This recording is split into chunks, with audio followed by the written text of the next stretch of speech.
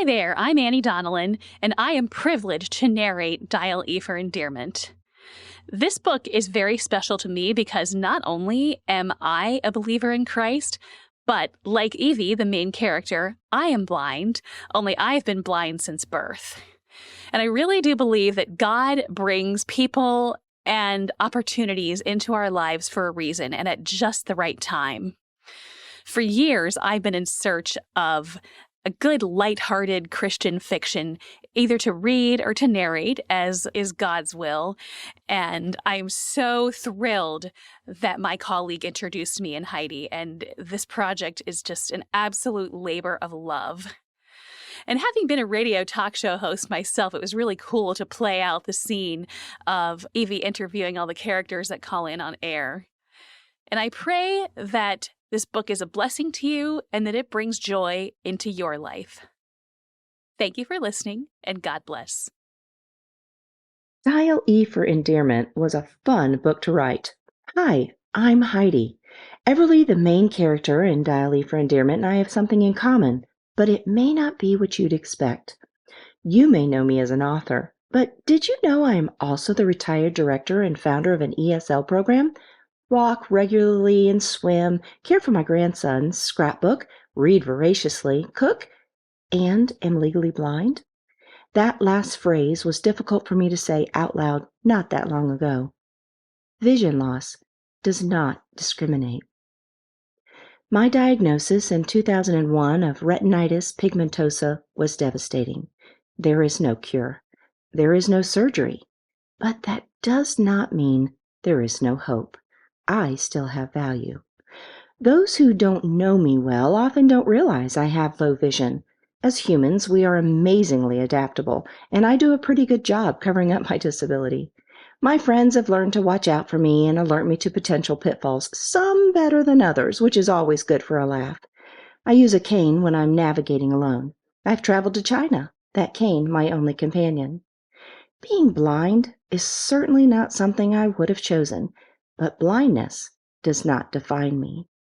I hope you enjoy this fun adventure and see for yourself that God does not discriminate. We all have value, and that includes you. Dial E for Endearment by Heidi Gray McGill, narrated by Annie Donnellan. Copyright 2022, Heidi Gray McGill, all rights reserved. Dedication to those who see their disability as merely a challenge to overcome, something others only attempt. Epigraph. All the world is full of suffering. It is also full of overcoming. Helen Keller. Chapter 1. Everly. The Devil Made Me Brew It is my favorite blend of coffee. Just the name puts a smile on my face even before the first whiff reaches my nose or sip hits my tongue. Here I sit at Camp Coffee Roasters at the edge of town in Blowing Rock, North Carolina, waiting for love in the steaming brew I'm about to consume. Love seems to evade me. As a radio talk show host who gives relationship advice, you'd think I would have good suggestions for how to meet that special someone. Online, on the air, at church, or at social functions. Maybe the old-fashioned way, if that's even possible anymore. Or perhaps a blind date. I surmise I would have more answers if I were out there in the dating scene myself. The only love relationship I have these days is with a cup of joe. At least he has a decent name. Here you go, Evie. Jay, the owner, greets me the same way each morning, full of exuberance, his passion for what he does showing in a smile I know must be on his face because I can hear it in his voice. What's on the agenda for this lovely Friday morning? The heavy clunk of the hand-thrown mug, followed by the sound of grit on wood as he slides it my way, brings with it a thrill. Warmth emanates from the baked clay as I slide my hand across the table, entwining my fingers with the smooth glazed handle in a warm embrace.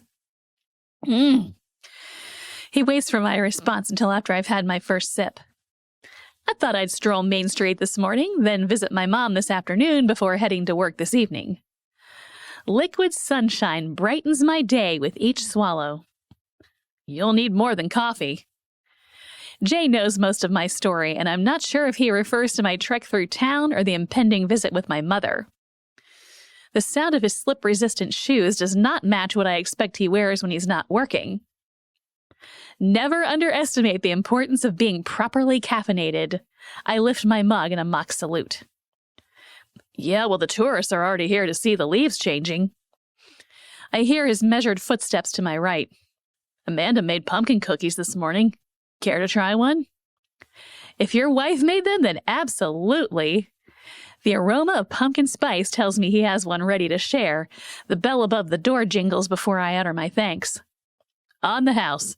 Send some tourists our way, he whispers before greeting the new customer. Familiar fall spices tease my senses. Not usually one to eat something so sinful first thing in the morning, I can't resist.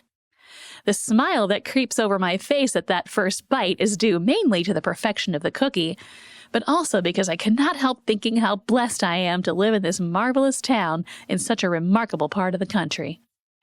Just a few blocks up the hill off Main Street, my cozy 1930s bungalow sits nestled amongst sizable red maple and black gum trees, most likely older than the house in the town. I leave the large uninsulated windows open in the summer to keep the cool breeze circulating the non-air-conditioned rooms. In the winter, plastic wrap, packing tape, and heavy draperies keep the chilly mountain air out. I love my home, my street, and my town. I'm within walking distance of several restaurants and an excellent coffee shop. My weekends are filled with local events, a farmer's market, and a church I attend when I can't get a ride to the one I usually frequent in Boone. Even a grocery store is close, and I often go there when I need only a few items. I Uber everywhere else. The familiar sound of a satisfied customer sipping his coffee fills my ears. I lift what remains of both my coffee and the cookie. The corners of my mouth join in. You should try one of these. It goes perfectly with the coffee.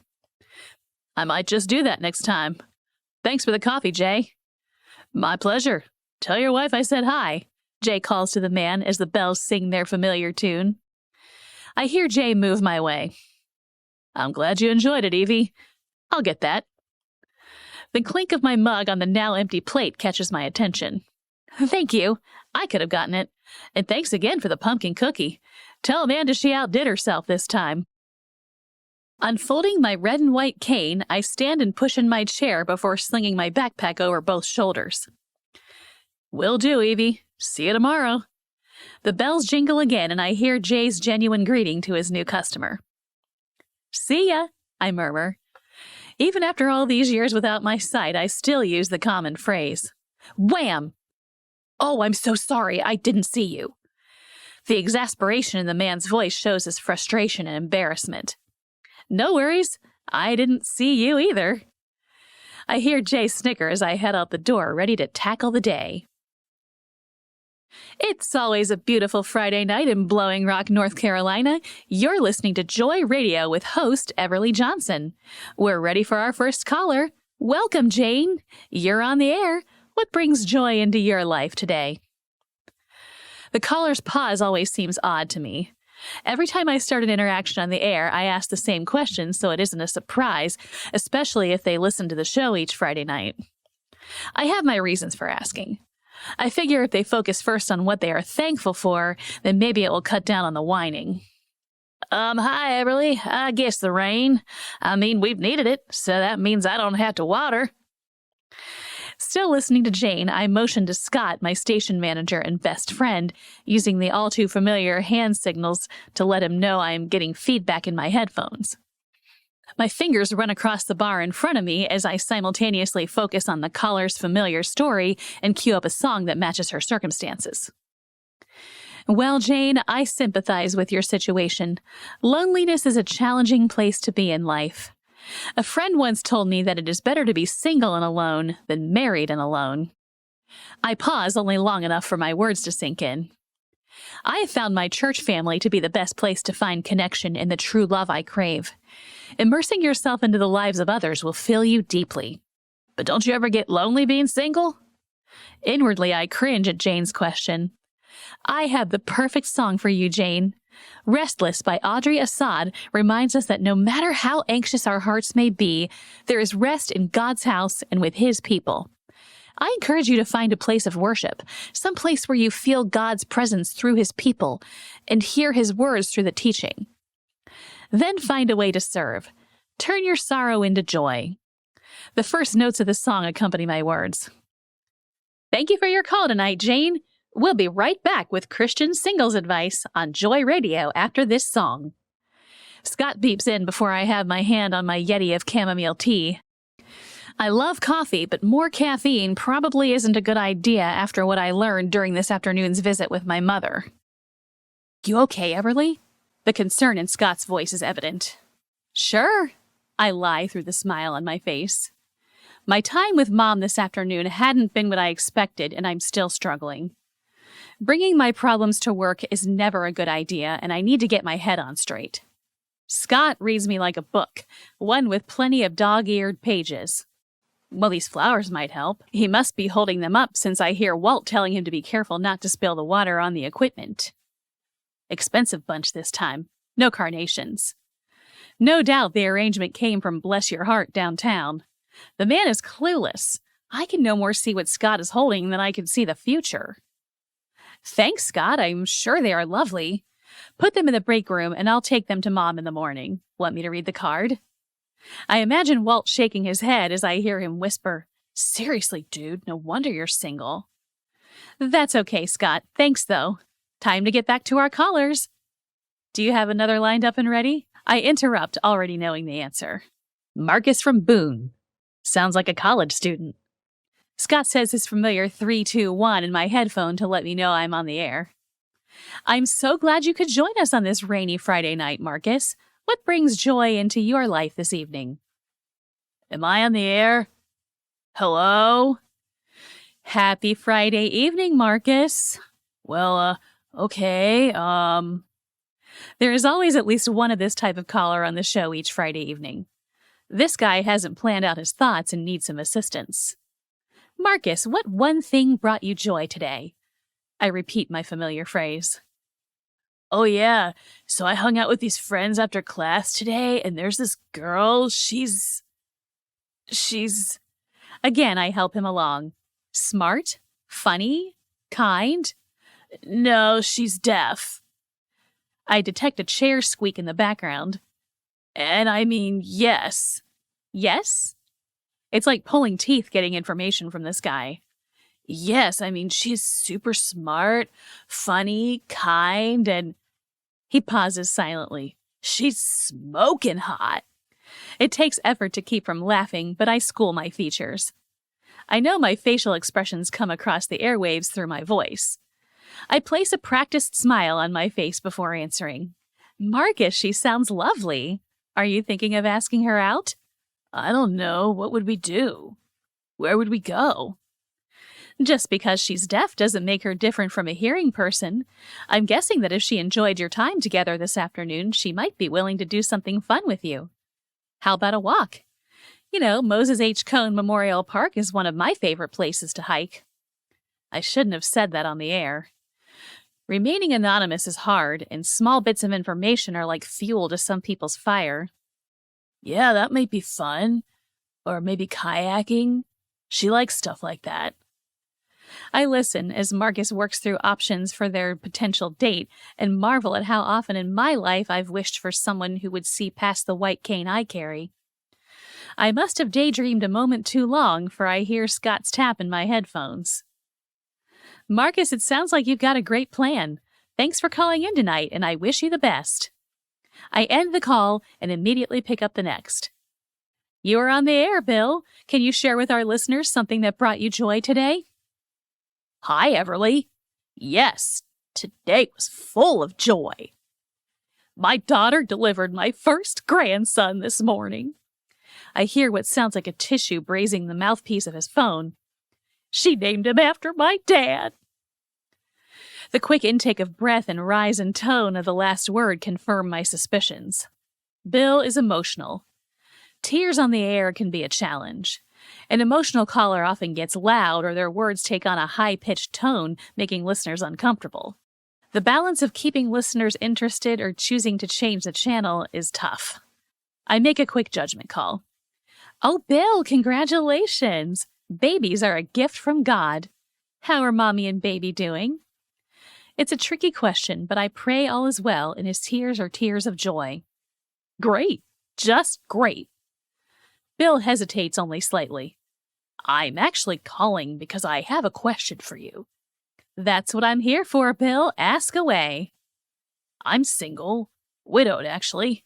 I'm an engineer who makes good money, and friends say I'm decent looking, but I can't seem to find a good Christian woman I enjoy spending time with. Bill, you are not alone. Making connections with other Christians takes effort. You just be you, and if it's God's will, the right woman will come along. I have a song that fits this situation perfectly. You Are Loved by Stars Go Dim. It's one of my favorites and reminds me that my Heavenly Father loves me. Thanks, Everly. You wouldn't be interested. I cut off Bill's question before he has a chance to finish. I know what he's getting ready to ask. At least once a week, I receive a request for a date, or get flowers, or receive candy from an interested suitor. Spending time with callers both rejuvenates and drains me. I crave the connection I receive from the public, yet strive not to take on the caller's burden. No matter how I feel, I portray the happy and fulfilled single talk show host. Some would say I'm not qualified for such a position, and that might be true. I'm not a psychologist or mental health worker. I'm just me, a single girl with a communications degree and psychology minor who wants to help people. Don't get me wrong, I do have some experience. I've had my fill of relationships, crushes, pity dates, and broken hearts. To be honest, I rarely give advice. With a bit of prompting and a few well-placed questions, callers often find their own answers. Most likely, they've known them all along. Still, no matter how much I help others, my own issues keep me from believing I deserve a lifelong relationship with a soulmate. I often count my blessings, naming them one by one to remind me of God's love and how much He has done for me. I have a good job, no debt, and a small but lovely home in an idyllic community. Even though I don't always count it as a blessing, my mom lives close by in an assisted living facility.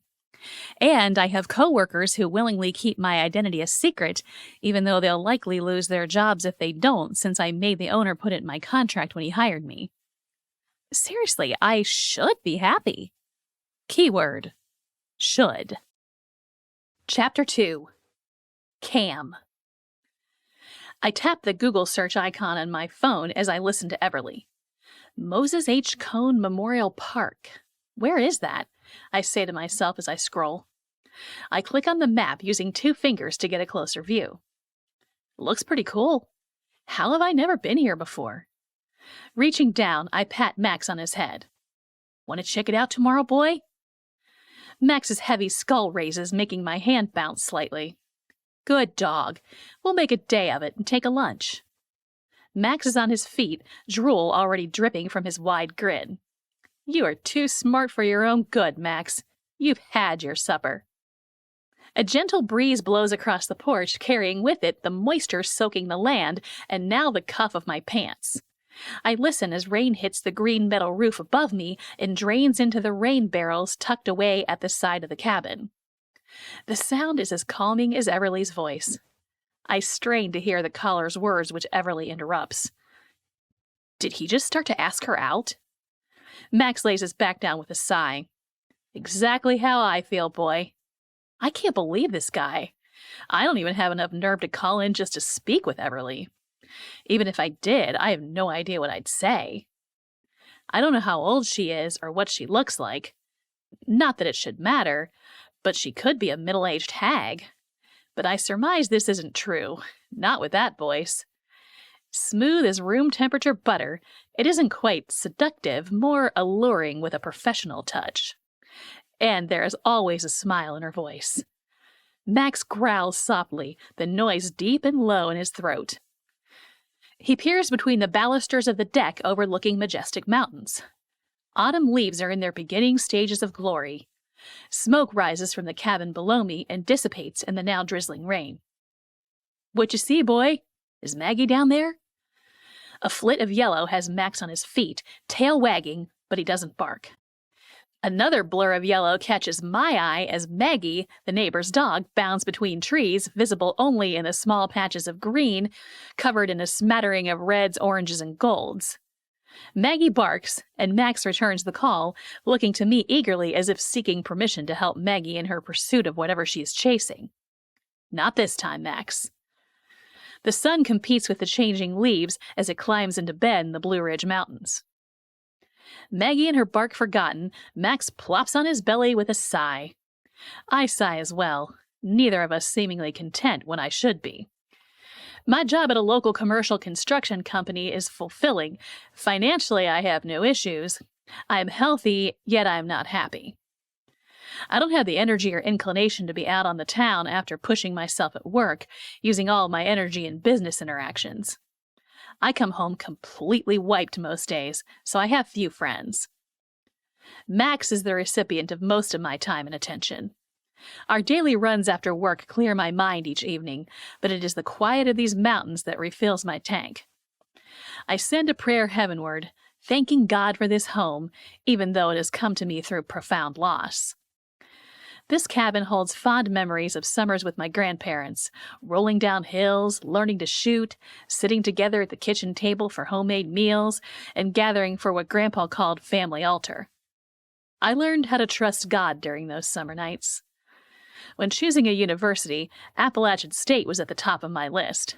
I begged my parents to allow me to stay in our family cabin, seldom used after my grandparents were no longer living.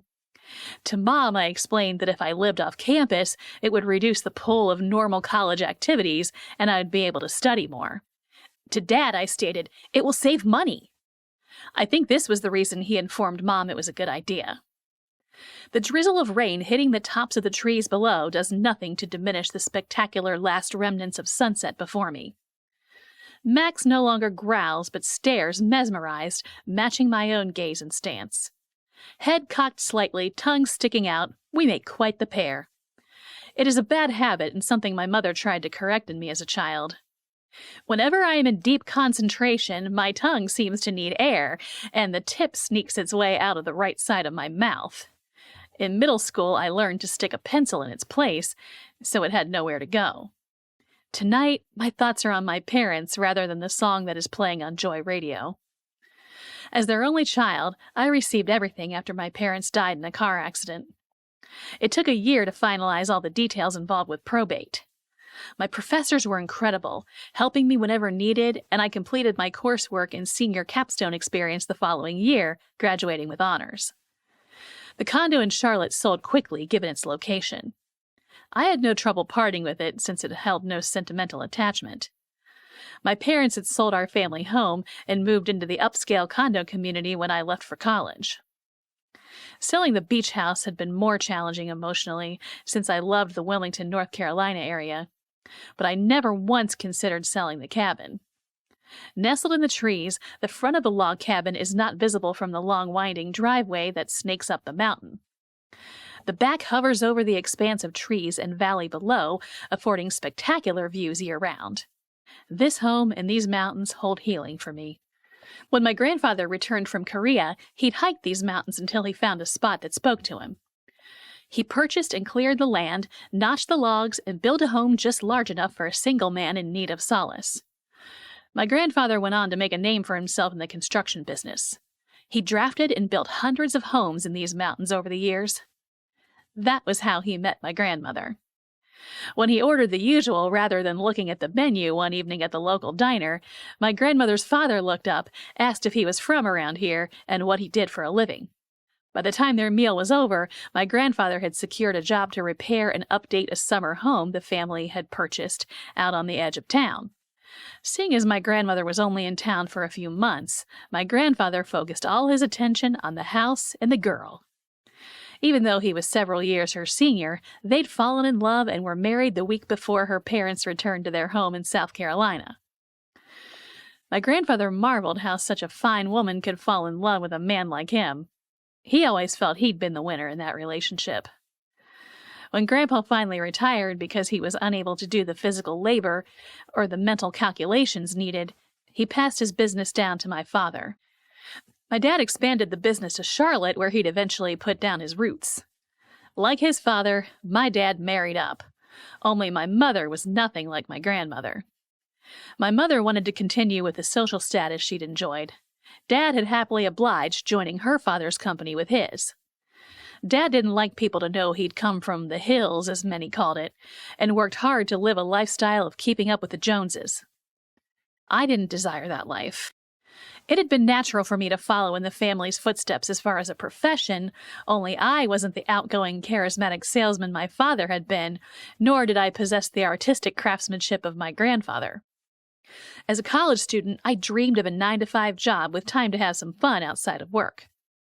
I didn't want to run the family business, and when I inherited it, I let my lawyers know the company was for sale. They took the highest bidder, leaving me with enough money to live comfortably if I make wise choices and earn a decent yearly wage. The only thing I'd asked the lawyers to keep was my grandfather's land and home, both of which he had added to over the years. All I wanted was the quiet of these mountains. They call to me. The one problem with my plan to have some fun in life is that I have no friends, no social life. My colleagues are married, and most have children of various ages keeping them busy with their families. My church is full of activities, but the singles in my age range mainly consist of university females looking for their MRS degree. I'm not interested in marriage, but I am ready for friendship. I'm not saying I'm against marriage, but I haven't found anyone who holds my attention long enough to consider it. Sorry, buddy. Max looks at me and I realize he hasn't been able to read my thoughts. You make a great companion, but I'm ready for a little more. You know, someone who talks back to me. Everly's voice soothes me even as she speaks with a young teenager who wouldn't be allowed to date yet if she were my daughter. Here this girl is struggling between two young juveniles while I spend my Friday nights on a date with Everly on the air. Tonight is pretty typical. Max beside me watching the sunset, and me musing about the past and what-ifs in the future. Max is snoring and the quiet noises of the night around me are what I usually listen to, but since it is Friday, I seek Everly's voice. My feet are propped up on the stool in front of the wicker furniture as I watch the last rays of light creating hues of purples and pinks on the undersides of the clouds. Rain no longer falls, and I venture from beneath the awning and peer over the railing.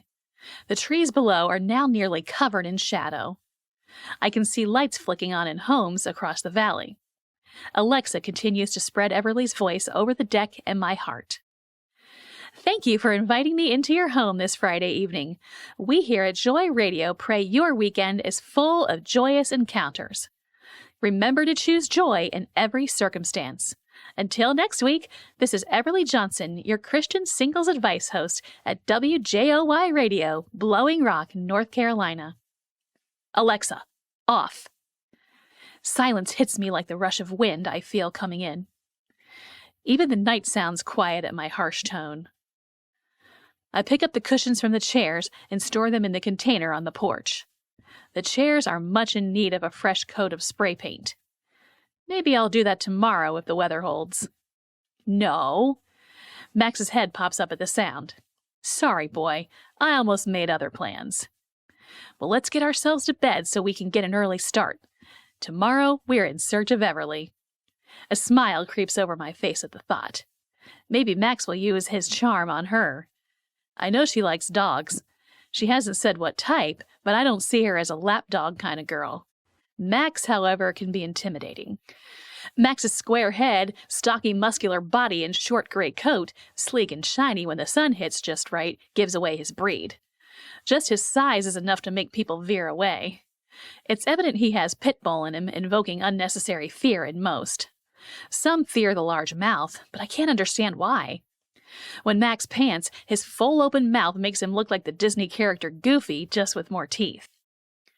I laugh, shutting the French doors behind me, repeating the words my grandfather said every night before going to bed. Max, tomorrow is the first day of the rest of our lives. Chapter 3. Everly. Scott is more quiet than usual in the car as he drives me home from the radio station. What happened today? He's been my best friend since my freshman and his junior year at Mount Vernon Nazarene University. He knows when I'm off. Mom happened. I went to see her before work. She's got another boyfriend. I draw out the word another like a sullen teenager. Seriously? I know, right? As if 4 husbands aren't enough. I turn my face to the window, not wanting Scott to see the sheen in my eyes. All my life, Mom has chosen a man over me. You know she loves you, Everly. It feels so odd hearing him use my radio personality name outside of the station. It takes effort for him to keep from calling me Evie at work. Everly is my given name, but no one calls me that, not since junior high. My mom introduced me to the secretary of my new school, not noticing that the woman was on the loudspeaker giving announcements. The entire school heard. Teachers never bothered using my given name. By the time I'd hit high school, I was using a white cane, my vision reduced to a few degrees. Everyone seemed to know who I was then, Evie the blind girl. Johnson, the last name I'd chosen for my radio name, is ordinary enough and flows well. My birth certificate declares I am Everly Peabody, which had been my mother's maiden name. She hadn't seen fit to give me my father's last name. I'm not even sure who he is. Not that it matters. He's given me 2 things, his green eyes and the retinitis pigmentosa gene. Few people know my real name, and Scott works hard to ensure it stays that way. He's been my protector from the first time we ran into each other, literally, on campus. I'd swung open the doors to the communication department classrooms and whacked him in the back of the head. He shouldn't have been standing in the way. The memory makes me giggle. You know I still had that knot in the back of my head. Permanent damage. How did you know that's what I was thinking? My head swivels in his direction, my voice expressing my amazement. I always know. His voice holds a hint of something I can't explain. So, are you going to tell me what's really bothering you? She's dying, Scott. Why would she intentionally seek out another husband? My words are a mixture of resignation and question. She's lonely. Quiet envelops us. Have you met him? I nod. The sound of gravel under tires welcomes me home. I hear Scott shift in his seat after putting the car in park. Want to pray about it? I don't acknowledge his words. Scott knows my answer. Lord, he starts without hesitation, my best friend.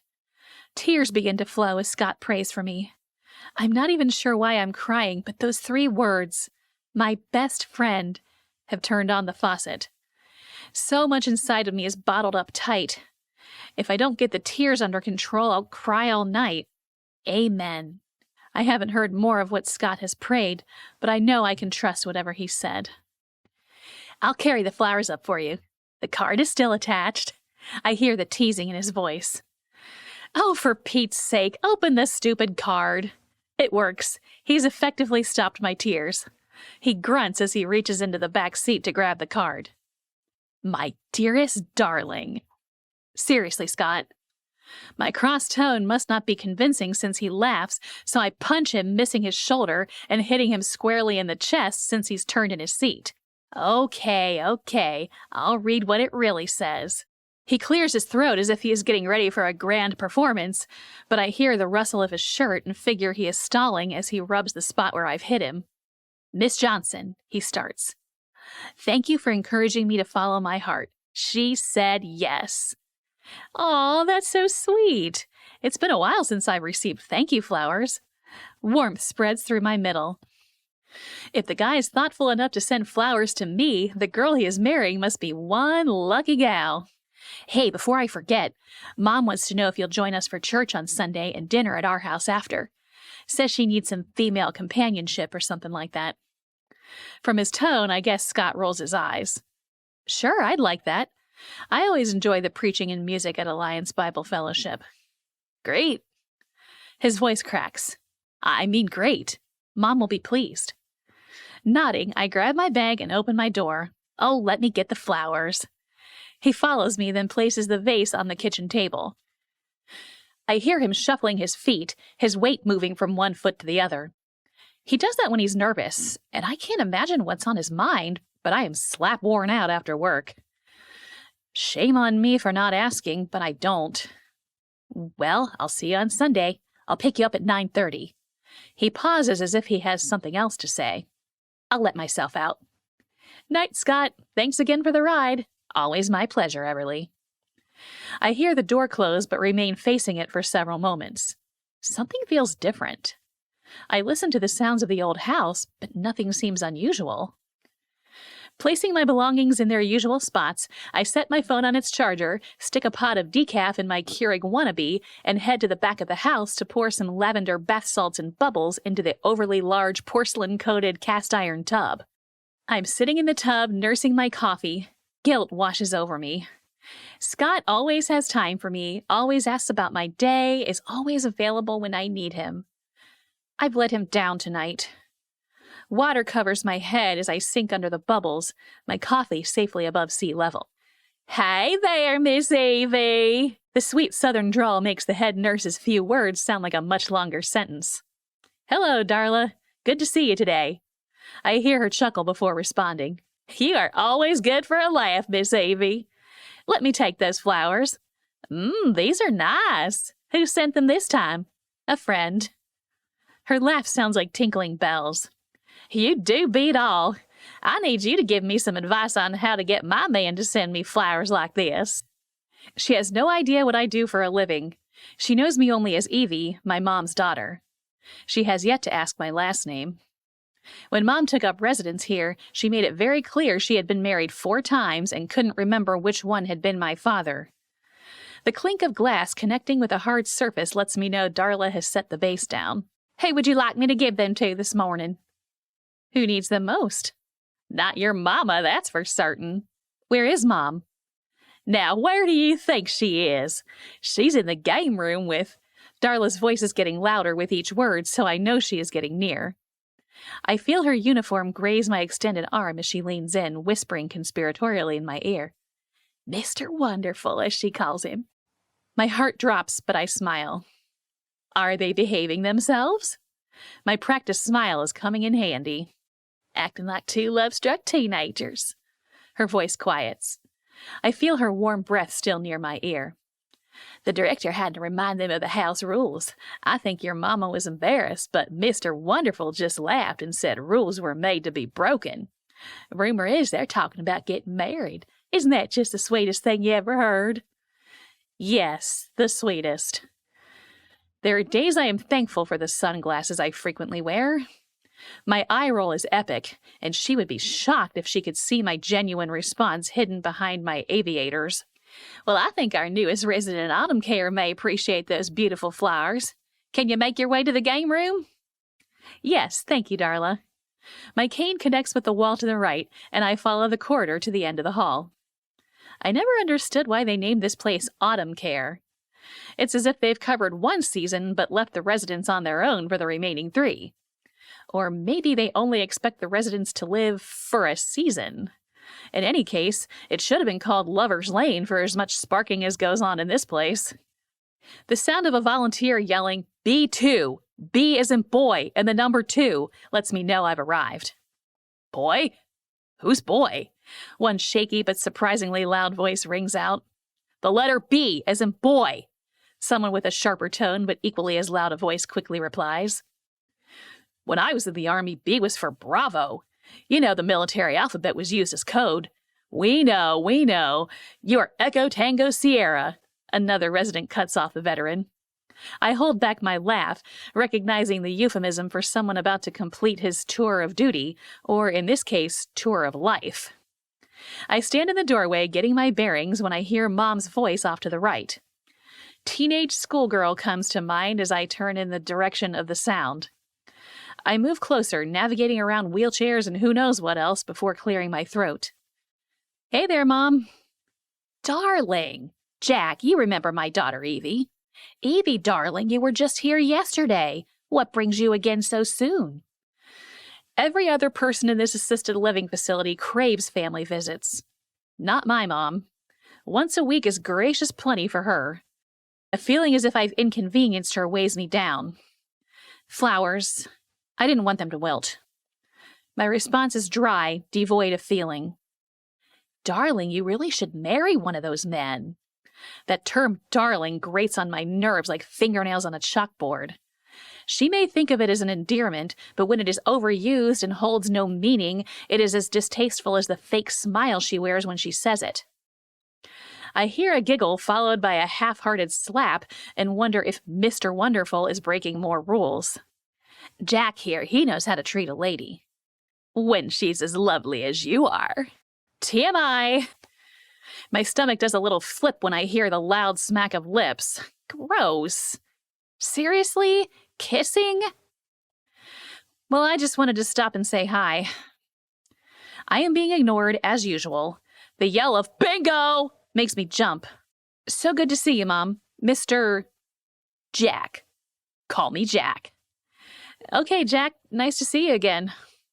It is a common phrase that holds no meaning to me. I see varying degrees of light, but I've long ago lost the ability to see shapes or colors. I turn to go, half wishing for a goodbye, have a nice day. Anything but the giggle and whispers at my back tell me the two lovebirds are once again engrossed in each other. Leaving us so soon, Miss Evie? Darla's words hold a hint of concern. She gives and gives to her patients and still has enough left over for me. Yes, I just popped in to say a quick howdy-do. You know, I'm sure your mama's just caught up in this new man of hers. Darla is keenly aware of how my mother treats me, so I'm not surprised at her response, but the truth still hurts. My mother has always filled her life with everything but me. I know she is embarrassed by me, my handicap. My mother hasn't given me much in my life, but if I've learned one thing from her, it is how to fake a smile. I'm good, very good at it. I'm sure you're right, I say through my smile. Isn't it fun finding love at this stage of life? What a wonderful attitude! Thankfully, Darla doesn't detect my sarcasm. A sound comes from the nurse's station. Well, according to this light, I'm needed in room 102. I see your Uber stayed. He's right out front where you left him. Thanks, Darla. See you next time. I look forward to it, honey. Me too, I call back. Darla's words are sincere. Mine, not so much. The Uber driver is one of my usuals. He opens the door for me like I'm a dignitary. Where to now, Evie? Thanks for waiting, Nick. Drop me at Moses H. Cone, please. I think I'll take a walk today. You got it. Cone Manor entrance or Bass Lake entrance? Lake, please. Nick is one of the better drivers. He takes the mountain curves smoothly and doesn't try to make idle conversation. I turn my head to the window, even though I can't see outside. Do you listen to this station? Nick interrupts my musings. Joy Radio, do you listen? You were humming to the song. Oh, I hadn't noticed. I'm sorry. I am genuinely embarrassed. I can carry a tune, but I'm no Lauren Daigle. And yes, I like this station and this song. Do you ever listen to the Friday Night Dating Advice Girl, Everly? Dating Advice Girl, really?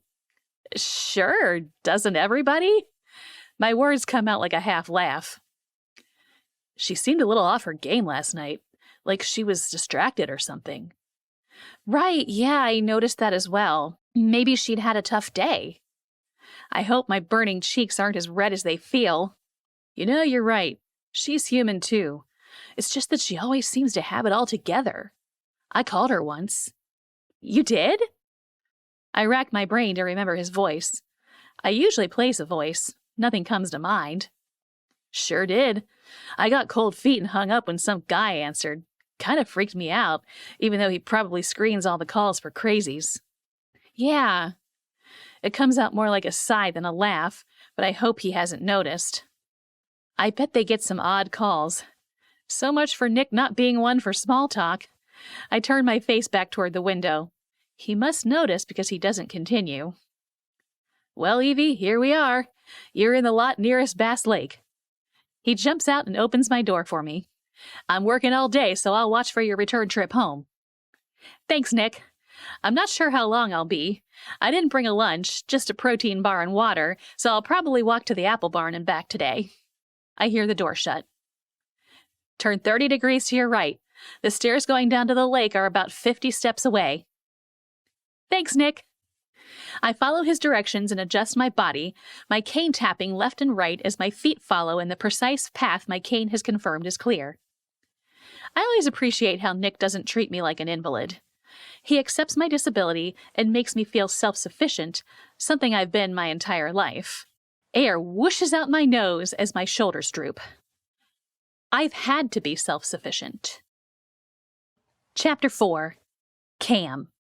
I can't believe I've lived here this long and have never been to this place. Max shakes his head at me like I'm an idiot. Condensation from my plastic water bottle drips from my hand, making it slippery to hold. Our lunch is long gone. Not being a hiker, I haven't adequately prepared. I've remembered doggy waste bags, yet forgotten to bring anything for Max to drink out of. Sorry, boy. We're almost back to the lake. You'll have to get your drink from there. Guilt fills me as I gulp down the last of the water. Max gives me the stink eye as I crush the container, making it as compact as possible before securing the lid so it'll fit in my pants pocket until I find a recycle bin. I've seen several women hiking this morning, but none I think might be Everly. Maybe I've come too early this Saturday morning, or perhaps she's walking another of the 25 miles of carriage trails. Max and I set a leisurely pace and head back toward Bass Lake. Daydreaming is a bad habit, and I realize I'm doing it when Max barks, pulling me with him when he lunges forward. My wrist burns as the leash strangles it. I have no choice but to follow.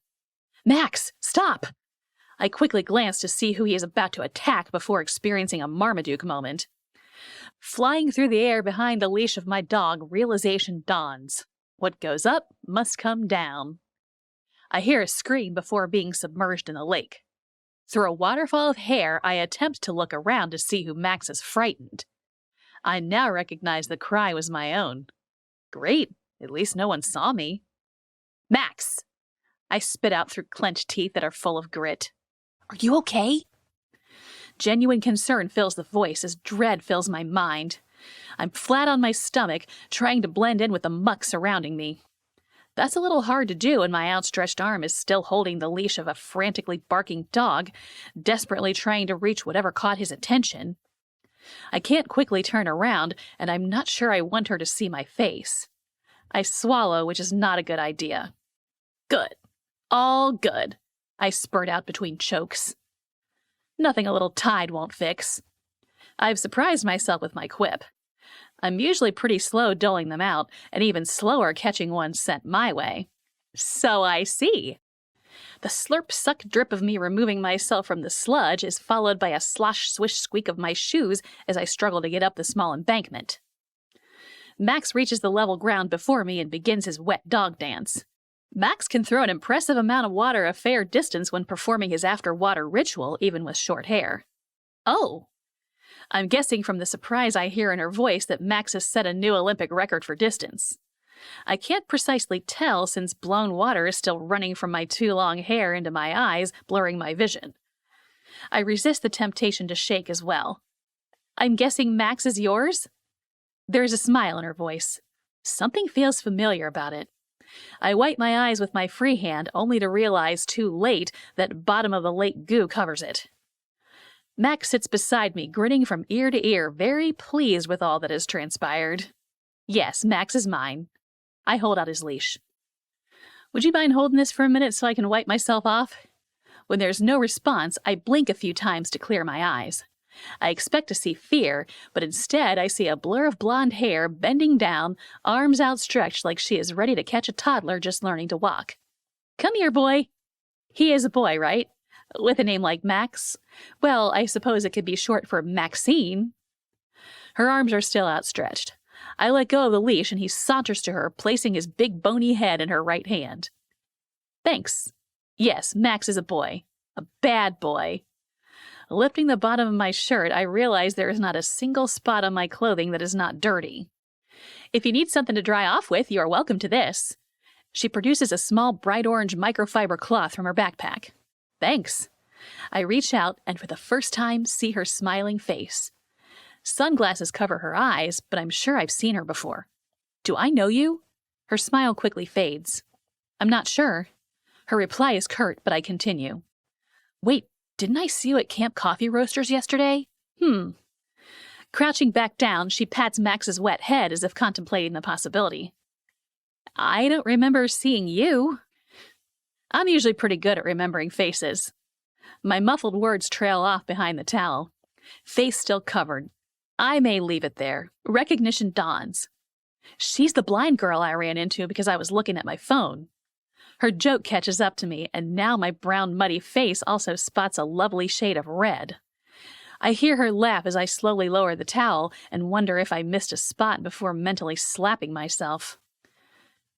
So is the coffee for you or for Max here? Her smile has returned, and Max has moved in for the kill, his head resting so hard on her shoulder he knocks her off balance. Before I can stop him, Max is in her lap. Max, off. No, he's fine. I love dogs. I just never expected one this large or this heavy to consider himself a lap dog. The lilt of her voice reminds me of a child experiencing true joy. You're a good dog, she murmurs. For a moment, as she scratches him behind the ear, I have a slight twinge of jealousy. Sorry about that. That's the one command he never seems to obey. Now you're covered in mud. I pull Max by the collar and give him the command to lay down. I think he raises an eyebrow before complying. The silent communication between us sends sparks flying. We'll need to have a talk when we get home. Max and I finally break eye contact. I think he wins. No, it's fine. No harm done. He's a cutie. She doesn't even brush herself off, just stands. I hold out the rag, no longer orange, more like a camo for fall, before realizing she can't see me. Even so, she holds out her hand. Thanks, I say, handing it back, only to realize her hands are now covered. Wait, it's pretty gross. I pull back on the rag, but she has a good grip. We stand there playing tug of war before I let go. Remind me not to challenge you to an arm wrestle, she jokes. I pick up Max's leash. He doesn't budge. Heel. The command is familiar. He's used to being on my left and maintaining a consistent pace when I jog. It's like I can see the wheels turning in his head. He looks between me and the girl. The girl. Sorry, I should have introduced myself. I'm Cameron Boyd. Cam to my friends. I stick out my hand and surprisingly, she puts hers out as well. I adjust and grasp hers. Evie, it's a pleasure to meet you. After the briefest pause, she loosens her grip. I'm sure she expects me to say something else, but I've maxed out my word limit and creativity at this point. I grasp for something to say, but she beats me to it. I'm headed up to the parking lot, since I ventured off the path to save a damsel in distress. Seriously? Her laugh is contagious, and my attempt at being incredulous falls short. Okay, so I scream like a girl. You would too if you'd been in my shoes. I am a girl, and I promise you I do not scream like that. Her smile widens. Anyway, like I was saying, I got a little turned around when body slammed by this sweet boy. I realize Max is not beside me, but standing at a perfect heel to her left, his shoulder slightly grazing her leg.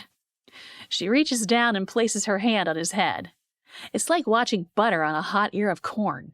He melts into her side. Would you mind directing me to the parking area? Her words barely register in my mind. Oh yeah, sure. I'm headed that way myself. I'll walk with you. I'm not sure if I need to take her arm or what. It feels awkward. Direction? Right. I mean, not right as in turn right, but right as in... Her laugh makes me smile. Here I am, dripping who knows what small creatures into my once white running shoes, and I'm smiling. Make a quarter turn to your left and then head up the hill. I marvel as I watch her. Her cane in her right hand moves in sync with each step. When the cane taps from her left to her right, she moves her left foot forward into the space she has just identified as clear. The process has me fascinated and mesmerized. Hey, man, better hold on to your dog, some guy on a bicycle yells as he zooms past. I haven't even realized Max is in perfect step with Evie, his eyes alternately watching the cane and looking up to her. I notice I am doing the same. Heat floods my face, and I'm grateful she can't see it or the rest of me. She reaches down and runs her hand over his back to his neck, finds the collar, then slides it down the leash until she holds the loop. By the time we reach the steps up to the parking lot, I feel replaced and jealous. Definitely jealous. Is that your Jeep? I ask her when we reach the top. Only the Jeep with the bike rack and my car are parked nearby. Did you really just ask me that question? She can't hide her amusement, and the laughter that bubbles forth has me momentarily confused. My hand slaps my forehead, sending a smattering of dirt flying. I can't figure out how to respond to my stupidity, but make an attempt anyway. Evie, Cam, I haven't laughed this hard or this many times in weeks. You seriously crack me up. Fumbling for my keys, anything to keep from eating more dirty feet, I say the first thing that comes to mind. So how are you getting home? Uber. I had just pulled out my phone to arrange my ride when I heard you scream like a girl. She is something else. I ignore the jab. I'm happy to give you a ride home. The words are out of my mouth before I have time to think about how they sound. It is the 21st century, after all. Getting into the car with someone you don't know is not smart. I mean, Max here will guard you. Obviously, he likes you better than he likes me. I make a face at Max, and a low growl emanates from his chest. See what I mean? She hesitates, but her hand never stops petting Max, who still stands by her side. I'm not far. I'd appreciate the ride if you don't mind. Of course. It's the least I can do. I reach for the door handle and see dirty water still dripping from my shirt sleeve. You can sit up front. Max, in the back, I order, giving him the same stink eye he gave me earlier. Max is a seat hog, so you'll have more room up front. That laugh again. What a sound. I shut the door on Max as she settles in before closing her door. I pop the trunk, surprise my fob still works, and grab a towel. I should have brought the truck, I say after opening my door and laying the towel across the seat, hoping to keep the fabric as clean as possible. Max places both paws on the console between the seats and smiles at me, seemingly proud of the artwork his paws have made on the back seat. Buckling up, I see Evie fiddling with her phone. Second thoughts about the ride? Oh no, all good. A flash of light catches me off guard. Just taking your picture and sending it to my family and friends so they'll know who to look for if I suddenly disappear. She laughs, but I can't tell if she's teasing or telling the truth. Chapter 5. Everly. I'm crazy. I've lost my mind. Not only am I in the car with a stranger, but I've also given him my home address. Any place else would have been wiser. My mind is a jumbled mess warring between what-ifs and no worries. I pretend to send the picture, having no idea if he is watching. My hands are shaking nearly as hard as my stomach is quivering. The what-ifs are winning. Warm air blows over my ear and I freeze. Would this guy take advantage of me in a public parking lot? Hadn't he mentioned there were only 2 cars around? A scream builds and is ready to burst forth. Max! Lay down. A low growl reverberates in my ear, and I realize Max isn't moving even at Cam's command. Max? Cam drags out the word, and I wonder if he'll count to 3 like a toddler mom. He's not bothering me. My shaky hand reaches up, grazing Max under the chin. Drool runs down my wrist. He makes a good chaperone. Do we need one? Cam's voice is neither teasing nor flirtatious. He is entirely clueless, which makes me smile. My racing heart slows. The woman's voice on the overly loud Waze app startles me. Max growls, and I feel his muscles tense. It's okay, boy, I murmur. Sorry about that. I forgot to turn down my volume. Cam is busy fumbling with his phone, so I take 2 deep breaths to help calm my nerves. Max rubs his soft ear against my cheek. Here we go, into the wild blue yonder. Cam singing those words release the last of my tension, and I laugh louder than Waze Girl, who is yelling at us to head south on Service Road towards State Road 152. Let me guess, you are not former military? What? Oh, sorry, my grandfather served. He used to sing that all the time. I recognize the sentimental tone and immediately rein in my former thoughts. It would be easy to rib him, but it doesn't feel right. Is he still living? No, he passed a few years ago. I inherited his house outside of town. Do you like living so close to downtown? Conversation flows easily. We chat, skirting personal subjects. Thankfully, he hasn't asked me what I do for a living. Waze Girl announces we've arrived at our destination, and I'm not particularly pleased with her. Cute house. 1930s? Yes, how did you know? I'm surprised. Low-pitched gable roof, wide overhanging eaves, ample front porch. His voice trails off, a twinge of embarrassment in his tone. How does that place it in that time frame? My question is genuine, but he seems taken back by the fact that I'm acting interested, which I am. Well, he pauses. You really want to know? Now I'm sure he knows the answer. He just isn't sure if I genuinely want to hear it. Of course. I turn in my seat to face him to emphasize my point, even though I can't see him. Your home is made of natural materials. Clapboard siding, to be exact. I can tell he is looking out the front window and occasionally turning to face me. I nod to let him know I'm listening. You've kept the integrity of the home, even though hardy plank would have been a better insulator and still looked similar, which brings me to the windows. Those are originals and need caulking. I'll keep that in mind, thank you. Sears, Roebuck and Company and other companies sold this style home from catalogs. You can tell all of that by looking out a car window? Sure. But couldn't it have been built any time between a certain number of years? How can you be so sure it was 1930? Well, the historic marker on the porch is a pretty good indicator. He is smiling. I don't have to have my vision to catch that. Cam, you're a hoot. I shift my body and feel for the door handle. He is out of his seat and opening my door before I have located it. Thanks for coming to my rescue today. His words are quiet, not like it is hard for him to say them, more, I'm not sure. Thank you for the ride. It's been nice talking with you and meeting Max. Max barks as if he understands what I'm saying. Bye, Max. I open my cane and head toward my front porch. The car door shuts behind me, but no footsteps follow. Bye, Cam. See you around. Inside, I follow my familiar routine of putting each item in its proper place. Slobber still covers my hand and wrist, but I don't care. Pushing my sunglasses to the top of my head, I get a whiff of wet dog. Okay, maybe I do care a little. I place cut vegetables over my torn romaine and open a can of chickpeas as I talk with Ginger over speakerphone. We've been discussing Cam for the last 10 minutes. He was nice. My words sound strange in my ear.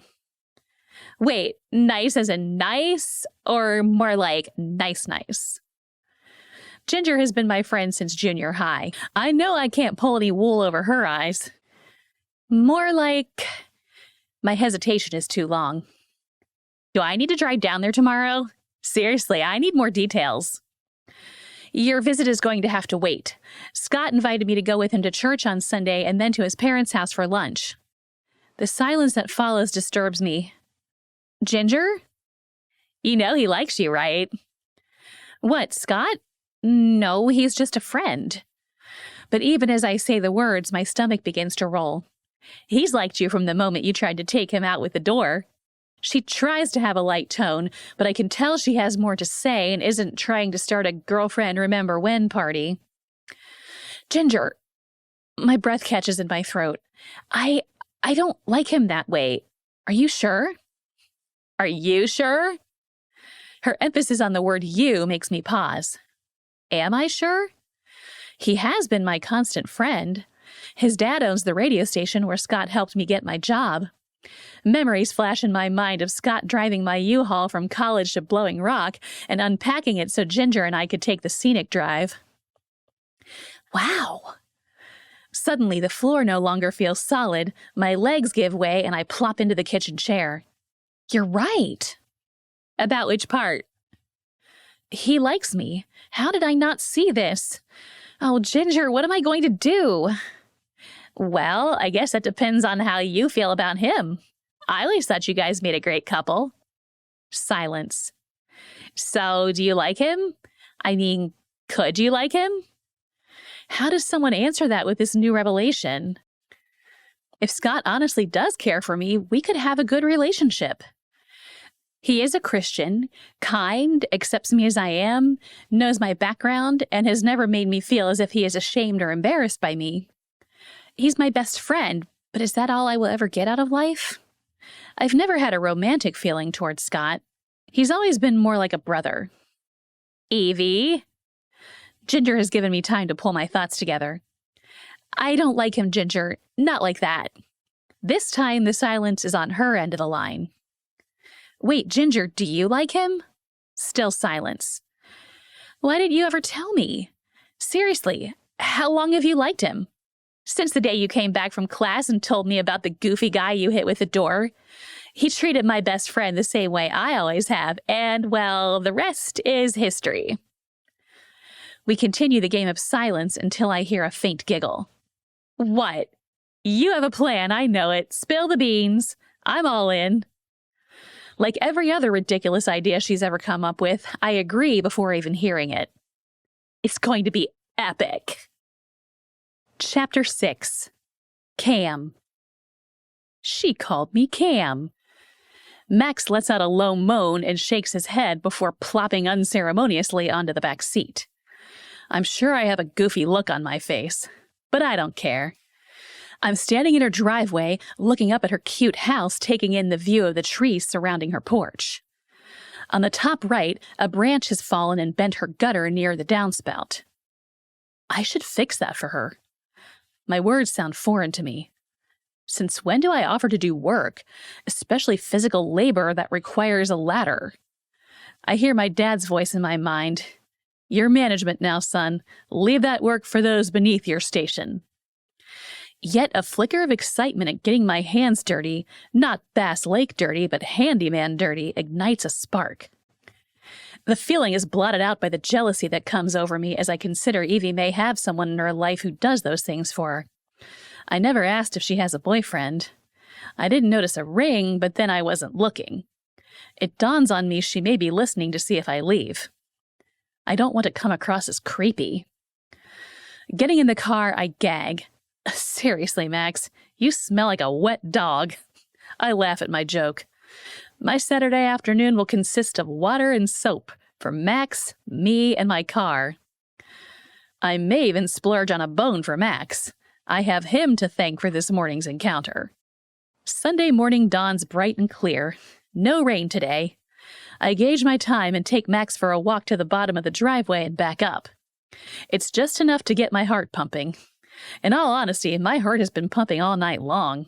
I've Marmaduke'd into Bass Lake a dozen times in my dreams, and each time a fair-haired fairy has rescued me. I'll take you for a run this evening, Max. For now, I've got to get ready for church. Max smiles at me, and I reach down to take off his leash so he can do the usual and run the rest of the way to the house. Only he doesn't. Max slowly cocks his head, ears swiveling, and before I can give a command, he's off. It's not safe in these mountains. Coyotes are an issue, but man is worse. I sit, knowing it is no use trying to track him, and I offer up a silent prayer even as I listen for a gunshot. I close my eyes, and rather than Max, Evie comes to mind immediately. I wonder what color her eyes are, the ones behind the classic aviators. Her petite frame and blonde hair make me guess blue. I replay our short time together in my mind. I feel like I've missed something and hit rewind only to show the same reel. We have probably crossed paths in town over the years, but I don't remember seeing her. An hour later, Max saunters up on the porch, stinky from whatever he's rolled in, and is amazingly content. All thoughts of Evie are pushed aside. It will be another soap and water day when I return from church. Max laps up the last of the water in his bowl, and I refill it, giving him a bone to keep him busy.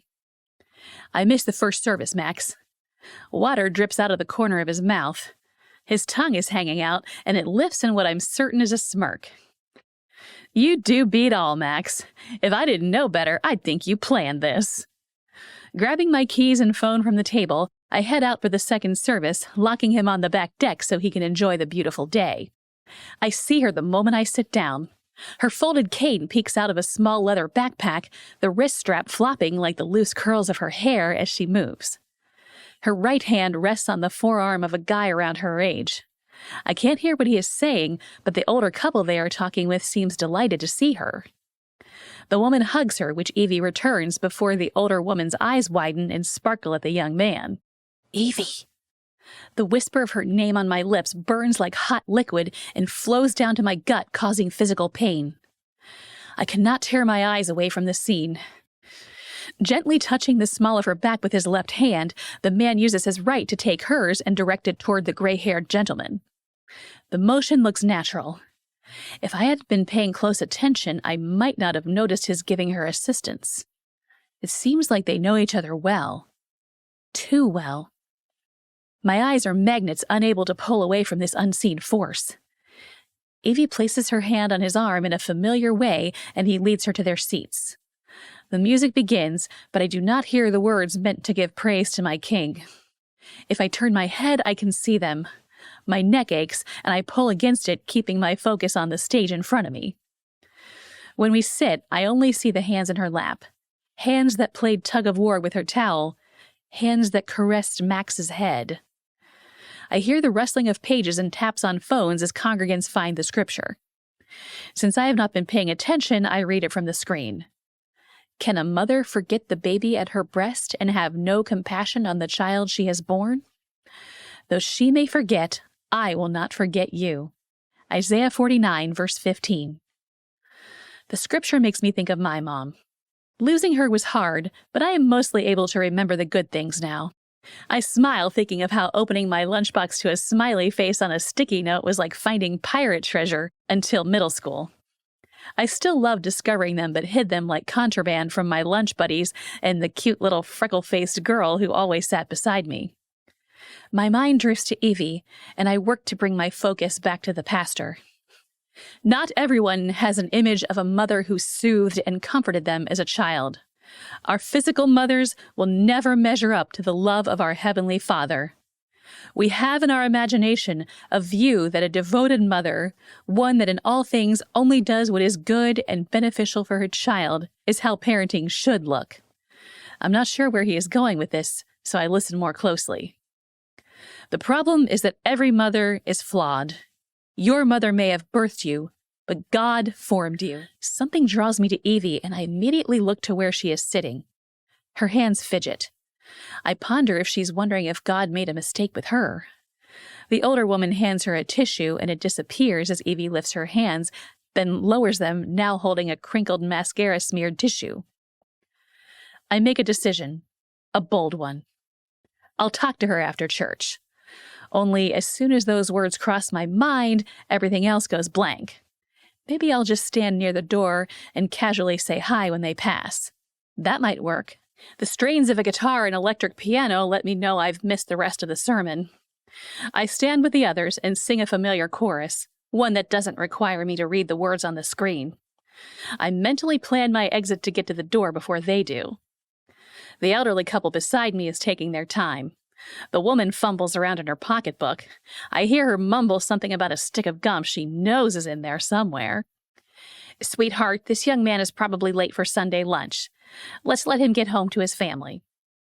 I smile, but the sad reality that I have no one to go home to hits me hard. My stomach grumbles as if emphasizing the man's comment. Oh dear, I am so sorry. Hastily, she shoves a few items back into the abyss and takes her husband's outstretched hand. It's fine, really. My smile is genuine, and I pray they don't see my foot tapping out its anxiousness. Once free, I bolt for the door, my eyes scanning the crowd, but I do not see Evie.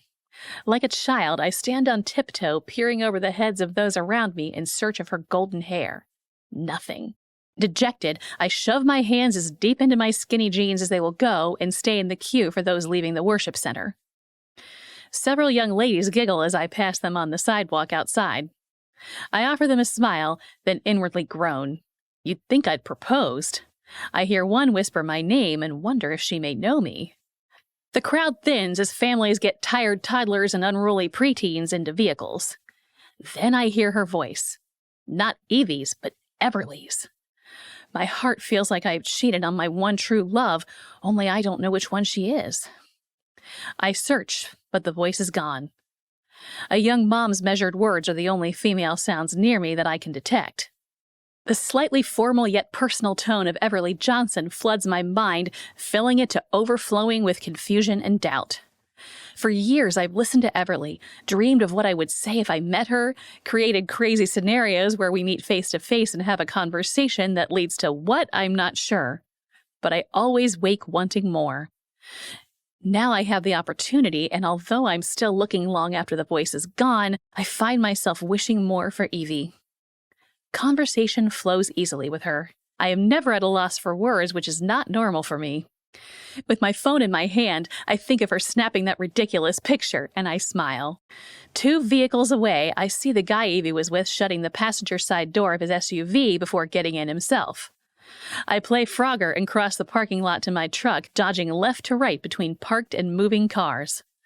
One wrong move and game over. I'm in my car and keep an eye on his vehicle. He hasn't yet pulled out. Following won't be difficult. He drives a black Toyota 4Runner with a WJOY radio sticker on the back left window. The sticker tells me he has good taste in music. The type of vehicle reveals he either has money or likes to act as if he does. I see the older couple wave to him from their Mercedes as they pass his still parked vehicle. I hear the woman call out, "See you at home, dear," through her open window. I amend my statement. He likely comes from money. I back out too quickly and receive a sharp honk and profanity for my carelessness. You'd never know this is a church parking lot, I murmur to myself as I mouth sorry and give the obligatory wave to right all wrongs. Now 5 vehicles ahead, I see the 4Runner turn left just before the light turns yellow. Impatience has me gripping the steering wheel, knuckles turning white. My eyes dart from the traffic light to the street to my left as the last glimpse of black fades from view. Chapter 7. Everly. Tears stream down my face. The pastor has reached into my chest, grabbed hold of my heart, and twisted it until I can't breathe. I feel Mrs. Hassan press a tissue into my shaking hands.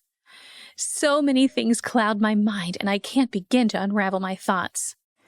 I want to stand up and run out, but know I will cause a scene, so I sit, head bowed. I can feel Scott's leg bouncing next to mine.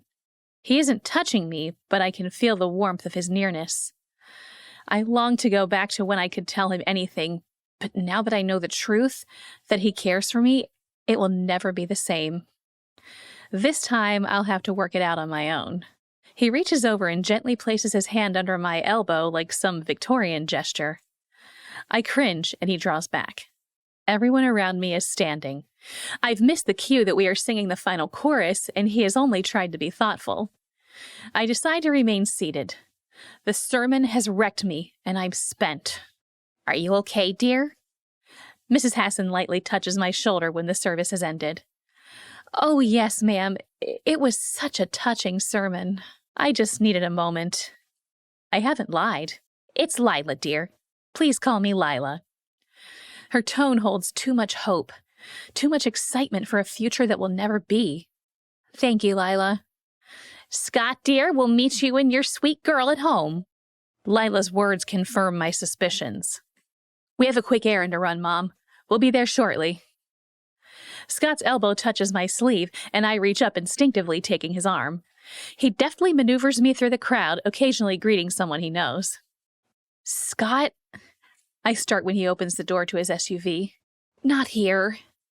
Fresh tears flow. He knows. My heart aches knowing his hurts. I say a quick prayer for words to help me let him down gently. He pulls onto Highway 105 and doesn't go far before getting off. I feel the rough ground beneath his tires along with a distinct rise in elevation and know we are about to shift into 4-wheel drive. A few minutes later, he slows, rolls down the windows, and turns off the engine. I hear him turn in his seat.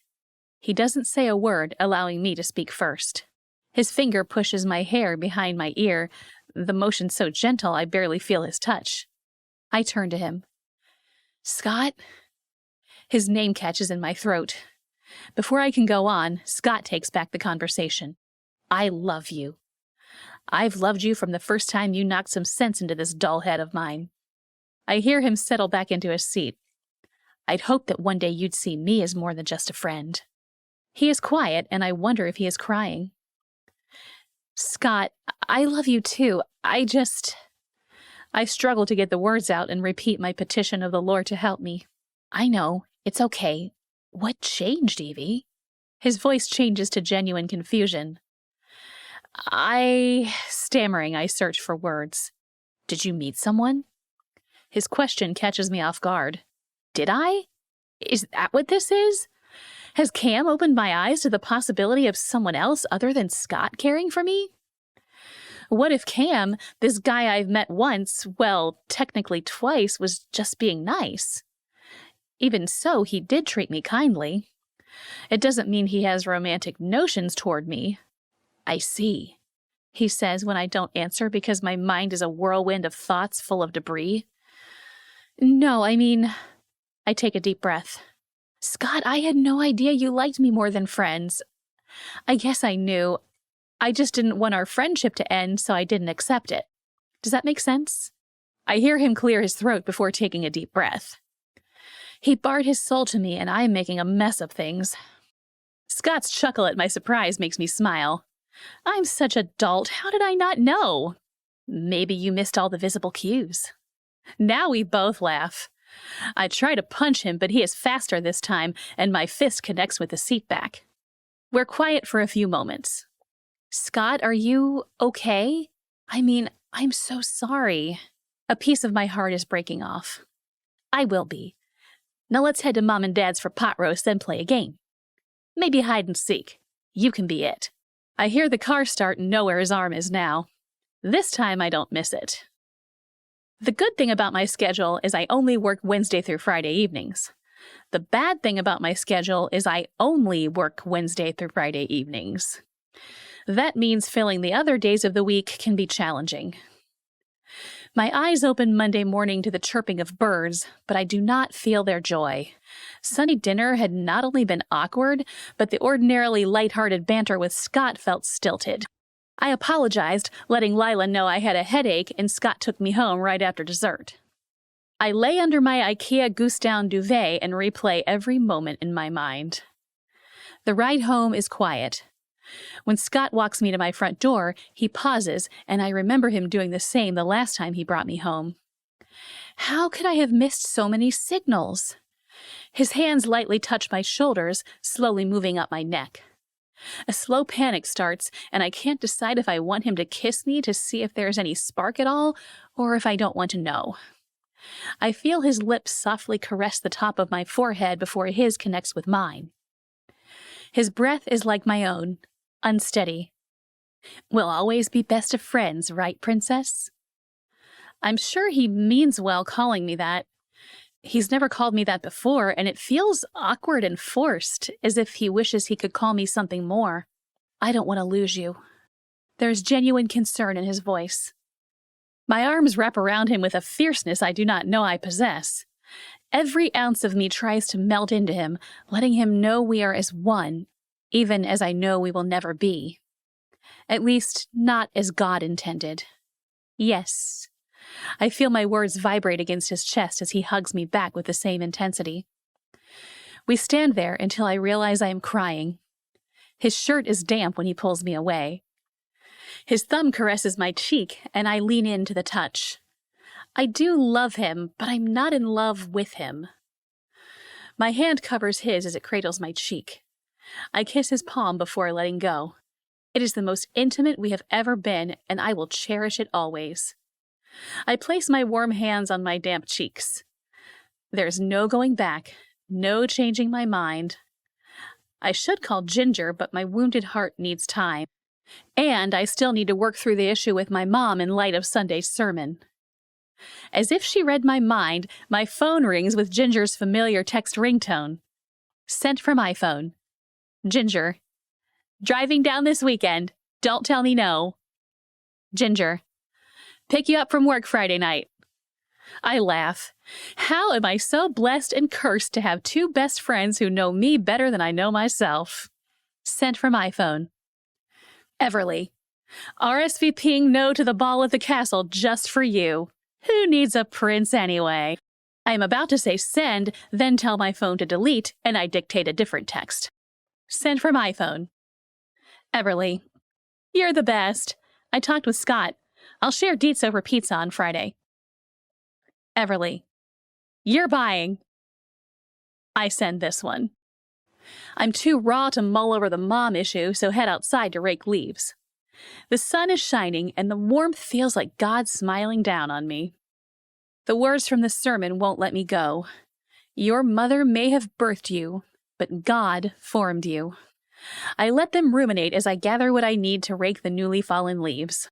My postage stamp front yard doesn't take a lot of work, and although not perfectly done, it feels good to rake the leaves and stuff them into brown paper bags. I'm on my second bag when I hear a large older vehicle, or poorly maintained new one, pull into my gravel driveway. Hey, it's all I get to determine the identity of my visitor. Hey, I reply, hoping for more clues. Need some help? I'm about to say no thanks to this kind stranger when the voice comes to me. Cam? I took the day off. I thought I'd see if I could help some elderly folk with chores or something. I hear the teasing in his voice and don't bite. Oh yes, well, Mrs. Phillips next door needs her rhododendrons trimmed back. I have no idea if this is the season to do such a thing, or if Mrs. Phillips even has a bush. His laugh reaches out to me. Actually, he draws out the word, Max needs to pee and asked if he could use your yard. To this, I burst out laughing. My knees buckle and my backside lands square in the middle of my recently raked stack. Without warning, Max body slams me. Before I can catch my breath, all four paws secure me to the ground. Hey there, Max. Miss me? He did. I tried to tell him it would seem like stalking if we came by, but I recognized Cam's nervousness through the shifting of his feet on gravel. So similar to Scott. My mind begins to wonder if it is for the same reasons. Are you going to come up here and get your dog off of me or leave me like this? I don't know. It depends on what's for lunch. The nearly girlish giggle he adds at the end tells me this is not his typical banter, making me smile. He feels comfortable with me. Hot dogs for Max here, I say as I rub his belly, which is accessible from my current position. Chopped liver for you. Footsteps come closer. Max, sit. Oomph! Max obeys too well and sits down on my abdomen, knocking the last of the air out of me. Sorry. I feel Max reluctantly being pulled from my body, but I don't move, not that I can. I'm thankful for the leaves under me until I finally sit up and find them entangled in my hair. The giggle returns, only this time it isn't from nervousness. He's laughing at me. It sounds wonderful, but I hide my true feelings and adopt a haughty tone. Do you always laugh at damsels in distress? You laughed at me. He realizes he's incriminated, and we chuckle at the same time. How about a cup of coffee? I reach my hand up, and he quickly takes it as if he had been waiting for permission to do so. Electricity shoots up my arm, and I wonder if I'm hurt. But when he releases my hand, the jolt is gone. Cam picks 2 leaves from my hair, then brushes off my back, stopping just above my jeans. I reach around and finish for him. I hear him clear his throat and guess he is a gentleman. Unlike Scott, who hates coffee, Cam likes his black, and we enjoy small talk while I brew a large pot and Max curls up on the foam mat in front of my kitchen sink. I'm not sure why I'm comparing Cam and Scott and tell myself to stop. I think he likes you, your house. Cam quickly corrects himself as I set a mug of coffee in front of him. Thanks. I hear his contented sigh after his first sip. Scott has never understood my coffee craze. Good coffee. Why the day off? I must catch him off guard with my question because he chokes. I stand and get 2 napkins, placing one within his reach. We've had so much rain lately, and I needed a day. Do you like your work? I was moving into territory best left alone, yet I press on. I do. I got my degree in building sciences at App State. I'd worked grunt jobs for my dad every summer since I was 15 and knew construction was for me. Only now I spend more time identifying problems and coordinating crews who do the work. I miss the labor. Actually, when I was here last, I noticed you have a gutter that needs repairing. I've got some tools in the truck if you'd like for me to take a look. Can I afford you? My smile is wide. Me? Yes. Max, he charges double for anything that doesn't include ice cream for dessert. Whew! I fake exasperation and wipe my hand across my forehead, only to realize I am not wearing my sunglasses. Cam hasn't seemed fazed. Unlike individuals who have lost their sight due to accidents or have been blind since birth, my eyes can still track and turn in the direction of sound. This makes some people uncomfortable. Ginger's classic line is, "Look up, you're worse than a guy." My eyes are up a bit higher. Your eyes are a lovely shade of green, more gray than emerald. I would have guessed blue. His words are breathy. My father, Tears fall without warning. I've bottled my emotions for too long. With Sunday's sermon still fresh on my mind, there is no putting the cork back in now. I hear Cam stand and pour another cup. The steady stream of liquid calms me, and I take several cleansing breaths. I'm mostly back together by the time he sits down. I have an idea. You take care of Max and prepare lunch while I get your gutter fixed. Then let's have a picnic in Moses H. Cone. It isn't a question, but certainly isn't a command. It's a gift, an offering of friendship. I nod, tears starting again. We sit in silence, listening to Max snoring. It is comfortable. This man I know little about has found a place in my heart I didn't realize needed filling. Whether or not my tears bother him, he doesn't show it. He doesn't fidget or tap his feet. He sits, relaxed, enjoying his coffee.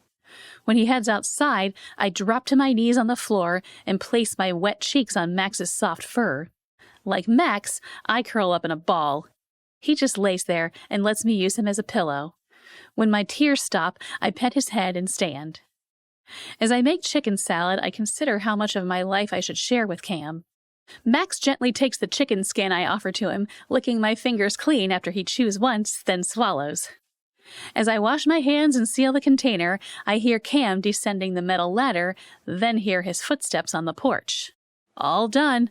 I had just enough brackets to rehang the gutter. Cam launches into detailed steps of what he's accomplished. I imagine his face glowing by the sound of his voice.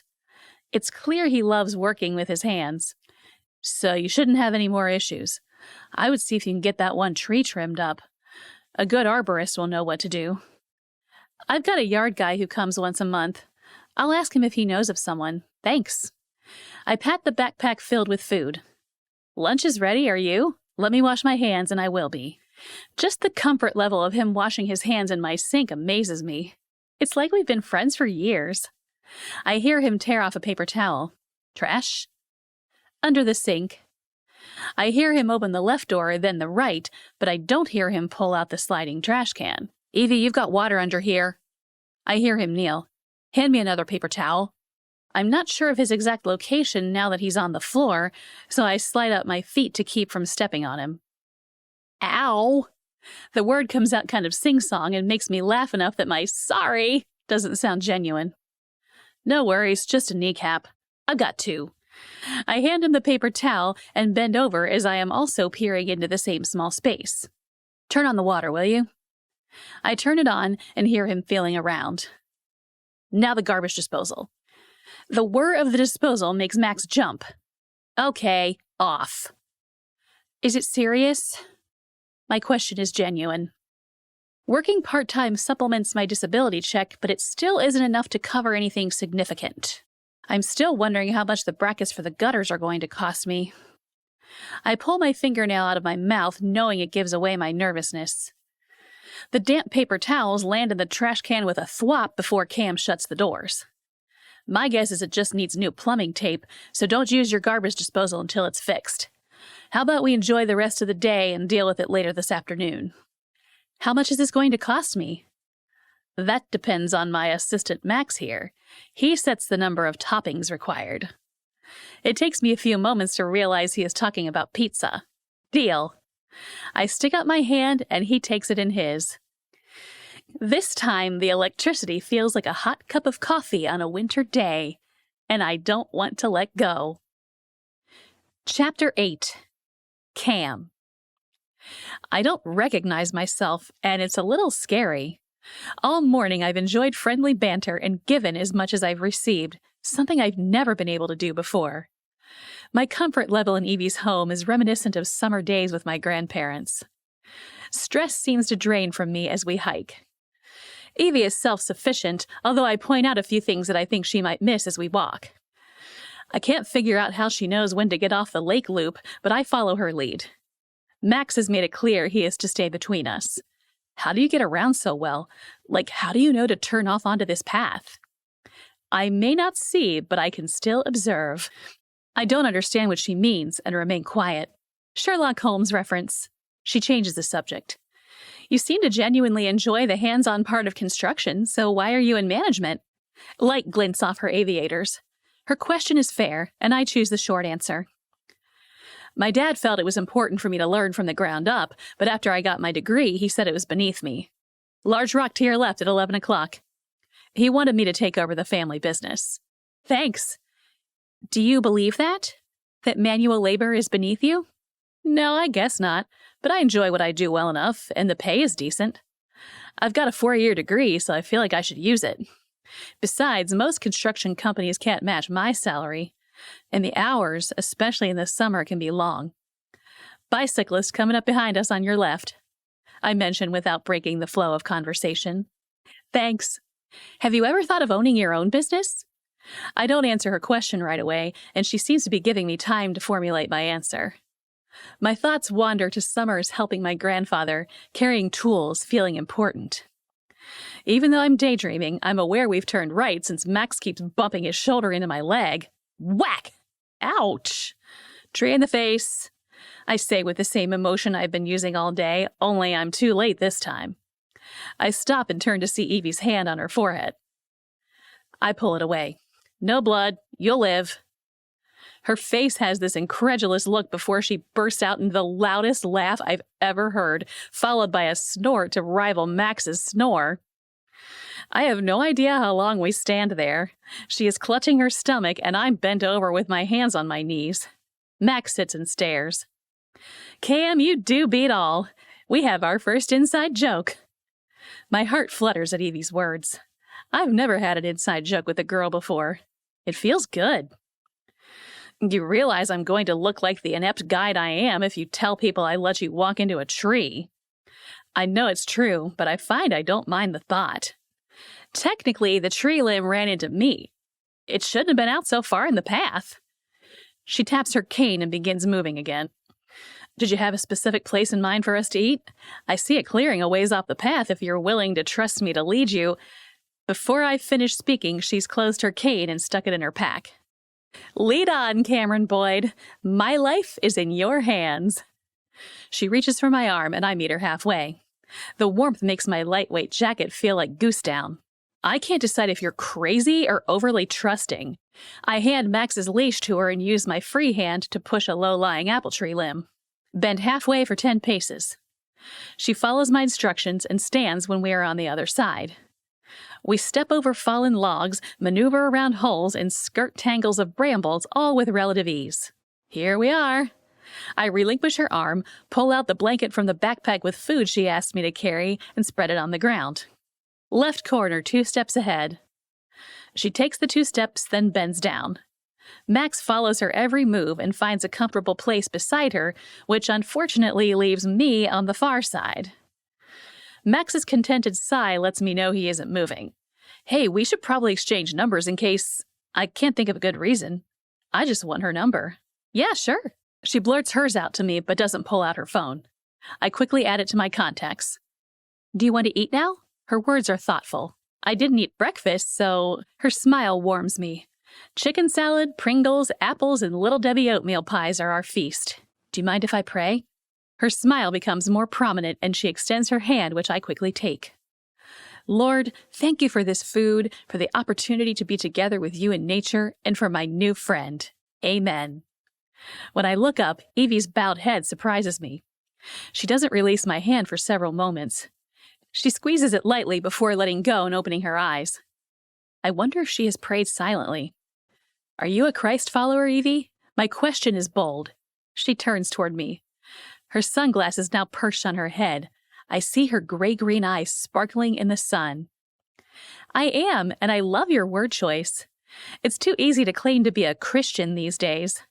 Anyone who attends church on Easter and Christmas seems to adopt that distinction. What about you? I am. I accepted Jesus as my Savior when I was 9. My grandfather prayed with me one summer evening during family altar time.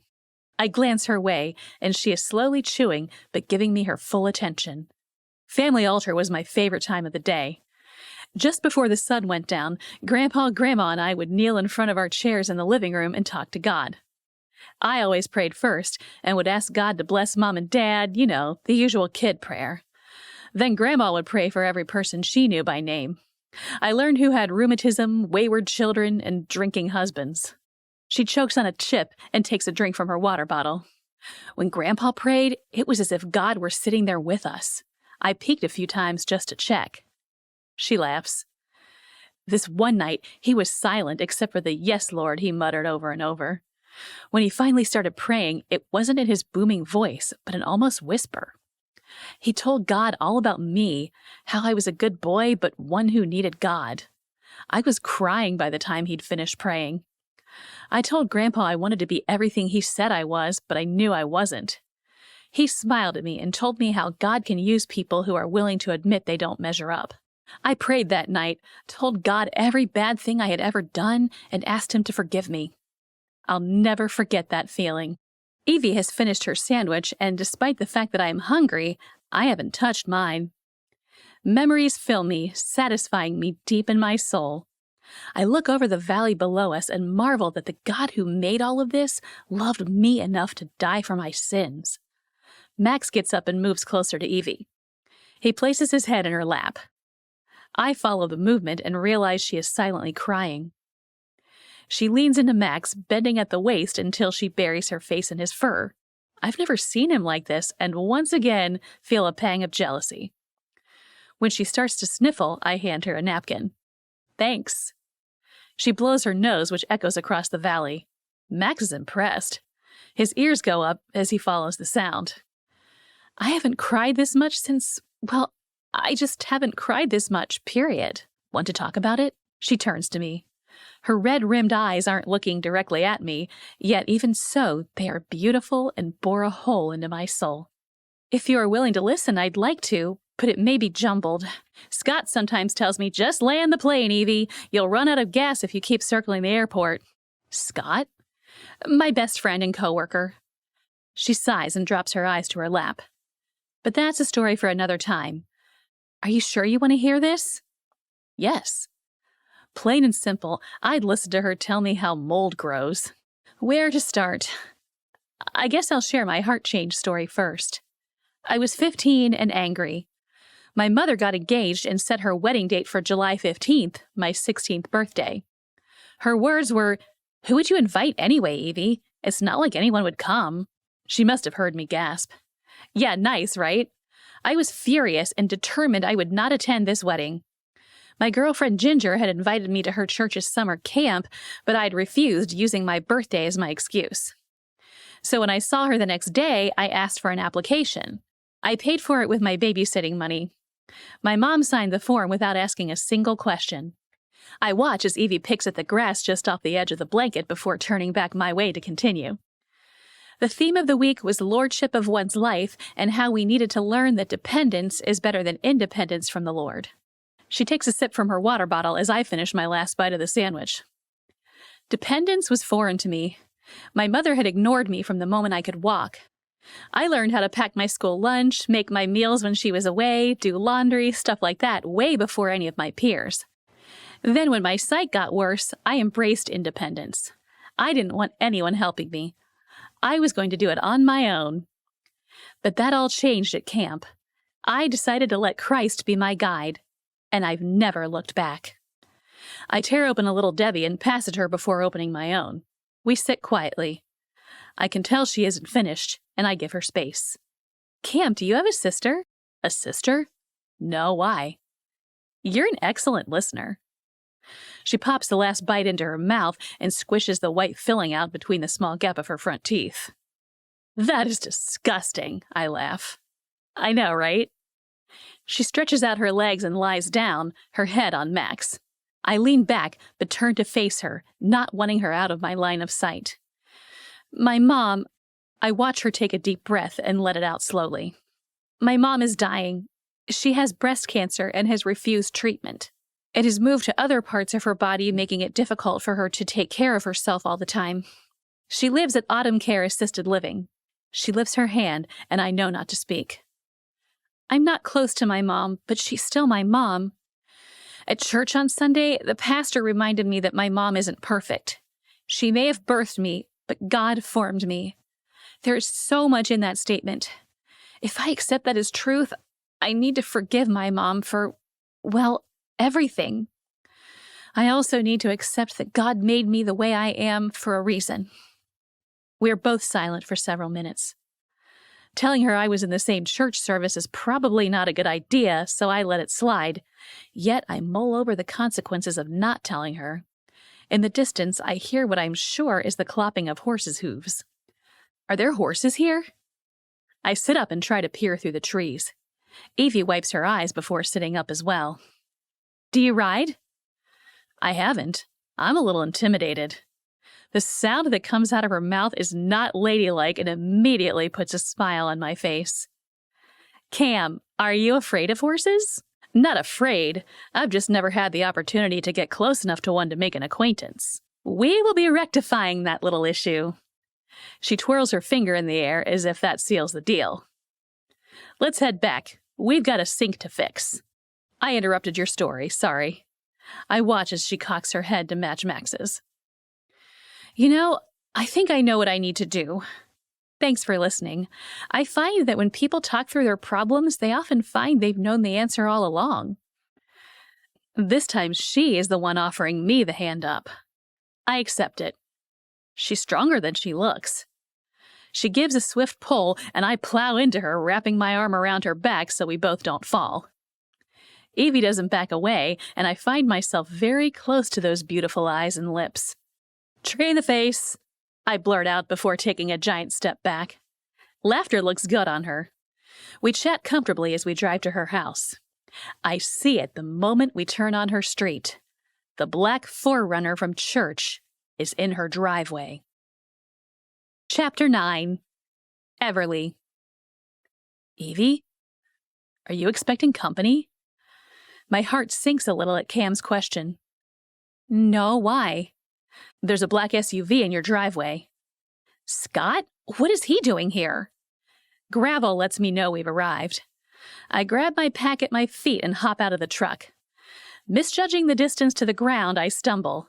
Cam is beside me in an instant, steadying me. I hear my screen door open. Where have you been? Scott's words are harsh. The steel in his clipped words makes me freeze, unable to move forward. His feet fall heavily on the 8 steps down to me as he moves our direction. Our direction. Cam slowly releases my arm, but doesn't move away. Hey, Scott, what brings you by this afternoon? Every word is forced. Scott stops in front of us, and like the heat from a recently opened door, I can feel the tension roll over me. Max lets out a low, menacing growl from the truck. I'm Cameron Boyd. Thank the Lord one of us can speak. Scott Hassan. The pause is longer than it should be. I assume they shake hands. Why didn't you take your phone? I'm completely taken aback, both by his tone and the fact I haven't missed the phone that's always on my person. You left it on the charger next to your house keys. You didn't even lock up, Evie. Now I'm getting irritated. Scott has never spoken to me this way. It feels almost possessive, and I don't like it. I lift my chin and my eyebrow, but refuse to play into whatever game he's starting. What brings you by? My words are overly sweet. My breathing is controlled. Someone's feet shuffle, but I can't tell whom I've made nervous until I hear the familiar deep intake of breath and slow release. I've never challenged Scott like this, and I've made him uncomfortable. It's your mom. Nurse Darla called me after she couldn't reach you. I feel Cam's hand lightly touch the small of my back, and it grounds me. It also helps me focus. Cam? I turn and realize he is closer than I first thought. He steps back. Thank you for fixing my gutter. Please send me a bill. I'm not sure why I don't mention having a lovely time or thank him for his listening ear. Right, no problem. I'll make an appointment to fix your sink later this week. Nice to meet you, Scott. He is gone before I can amend my thoughtlessness. I've hurt him, brushed him off. When the truck is pulled out, I turn and take my anger and frustration out on Scott. Seriously, Scott? Where do you get off talking to me like I'm a child? I'm not, you know. I stomp my foot and hear a snicker. And you're not my keeper. My harsh words burn my lips. I struggle to open my cane and jerk my arm back when Scott reaches to assist me. I'm mad. I'm frustrated. I'm worried. I quickly change clothes inside the house, not caring that Scott is standing in the kitchen waiting. I brush my hair and splash water on my face, then rebrush damp tendrils up into a ponytail. My feet wear cement shoes as I trudge from the bathroom. Every step is a chore. I need to apologize. I fill my lungs with air. I'm sorry. I'm sorry. Our words are in unison, or more like harmony, but both in perfect timing. Scott. Before I can finish, I feel his arms around me, trapping my own against him. I melt into his familiarity. He is still my rock. What happened? She fell at some point this morning and hit her head. She's at Watauga Medical Center. He releases his hold, but his touch doesn't leave me. I was worried about you. I nod, but don't respond. Gutter? It takes me a minute to follow his train of thought. Mine is on my mom. His is obviously on Cam. Will you take me to see her? I can only focus on this one thing right now and choose to ignore his question. Of course. He grabs my phone and keys, placing the phone in its proper pocket. The key turns in its lock before I can feel the pressure on my backpack. He's also stored my keys in their familiar spot on my bag. This is how we roll. We work well together. We ride in silence. My mind drifts from what might have happened with Mom to the food I've left in the backpack of Cam's truck, and I wonder if he'll think to take it inside and wash out my containers. Do you want me to go in with you? Scott's question is courteous, not controlling, and it soothes my anxious nerves. I'm confident with my cane in familiar surroundings, but I've never been to this hospital or any hospital outside of a few ER visits. Anxiety wins over independence. Yes, please. I reach over, placing my hand on the edge of his seat. I'm sorry I didn't have my phone, and I'm sorry for how I spoke to you. He lays his hand on top of mine and folds his fingers into my palm. You don't owe me an explanation. I don't unfurl my cane when he opens my door. He offers his arm, and I take it, momentarily leaning my head into his soft shoulder. It's nothing like Cam's. My mind wanders to what now seems like eons ago. When Cam had nearly bowled me over, he held me just long enough for me to know he likes me too. I trip over the curb and hold tighter to Scott's arm. Tree in the face, I quip, a smile crossing my face. Oh, sorry about that. I was reading the directional sign. Wait, what? Nothing. I pat his arm much like I do Max's head and almost say, good boy, but restrain myself. Getting to Mom's room isn't easy, even for a seeing person. Scott's knuckles rap on the wooden door. Come in. My mom's voice is raspy, quiet. Hi, Mrs. Sherman. I brought you your favorite person. Thought it might cheer you up. I almost laugh, but her tender response catches me off guard. No fake darling comes before or after she speaks my name in a hushed tone. My name floats to me on butterfly wings, momentarily remaining before it is gone. Scott removes my hand from his arm and places it on the railing at the side of Mom's bed. My mom's aging one immediately covers it. Scott, darling, would you please put this bed rail down so Evie can sit up here with me? He does as she asks, adjusting the blankets and my mom's legs before assisting me up. I pull my legs under me, much like I did as a child sitting on her bed watching her get ready for an evening out. I'll get you a cup of coffee. His footsteps fade into the distance, and I feel utterly alone until Mom's hand touches my knee. Her finger moves back and forth over the fabric of my jeans. You look nice.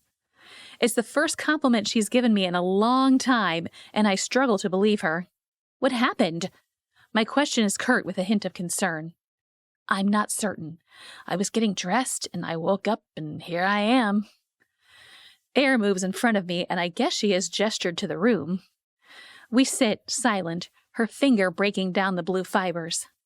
I feel a tug in my heart and know the Holy Spirit is prompting me to tell Mom about church on Sunday. Mom, she doesn't respond verbally, but her finger stills. I've been mad at you for a long time. Her gentle laugh tells me this isn't news to her. It bolsters my courage. At church on Sunday, the pastor... For the next hour, I share my heart. Words and thoughts, feelings and hurts all pour out of me like my tears. When I finish, I have nothing left in me. At some point, Mom has placed the hospital tissue box near me. The fine-grade sandpaper has scraped off more than tears. Everly Peabody? Mom's hand grips my knee. I love you, and I am so, so sorry. It is a desperate whisper, and the most gut-wrenching sob I have ever heard follows. Without thought, I lean forward, my head landing near her hip. Her hand touches my head, and I wonder if this is what Max experiences.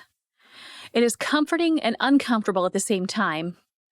I can't recall when my mother has ever stroked my hair, brushed it out of my face maybe, but not like this. I melt into the bed, into her, and relax, allowing my tears to flow. A nurse interrupts us. How you feeling? She doesn't seem concerned or surprised at our odd arrangement. Fine, my mother whispers, her voice now hoarse. Beeps and sounds I do not recognize begin to fill the room. I listen to the soft padding of the nurse's feet as she moves around. Having something to focus on allows me to get control of my breathing, my emotions. All done here. Use your call button if you need anything. Is that nice young man outside your beau? Neither Mom nor I speak. Mr. Wonderful wouldn't be allowed to visit, so I guess she means Scott. Scott? I say his name louder than intended. I've forgotten all about him. You called? He is beside me in a moment and assists me off Mom's bed. He has probably heard the entire conversation, but I doubt he learned any new revelations. I've hashed over past hurts with him more times than I care to remember. He hands me a cup. It's cold, but it's black. Thanks. I take a sip and nearly gag. Mom laughs. It sounds good. Scott, would you give us a few more minutes? Mom's voice is tender. Of course. He lightly touches my arm. I'll run to Dunkin' for real coffee and grab your favorite while I'm there. I heard your stomach growl from the hallway. I nod but don't respond.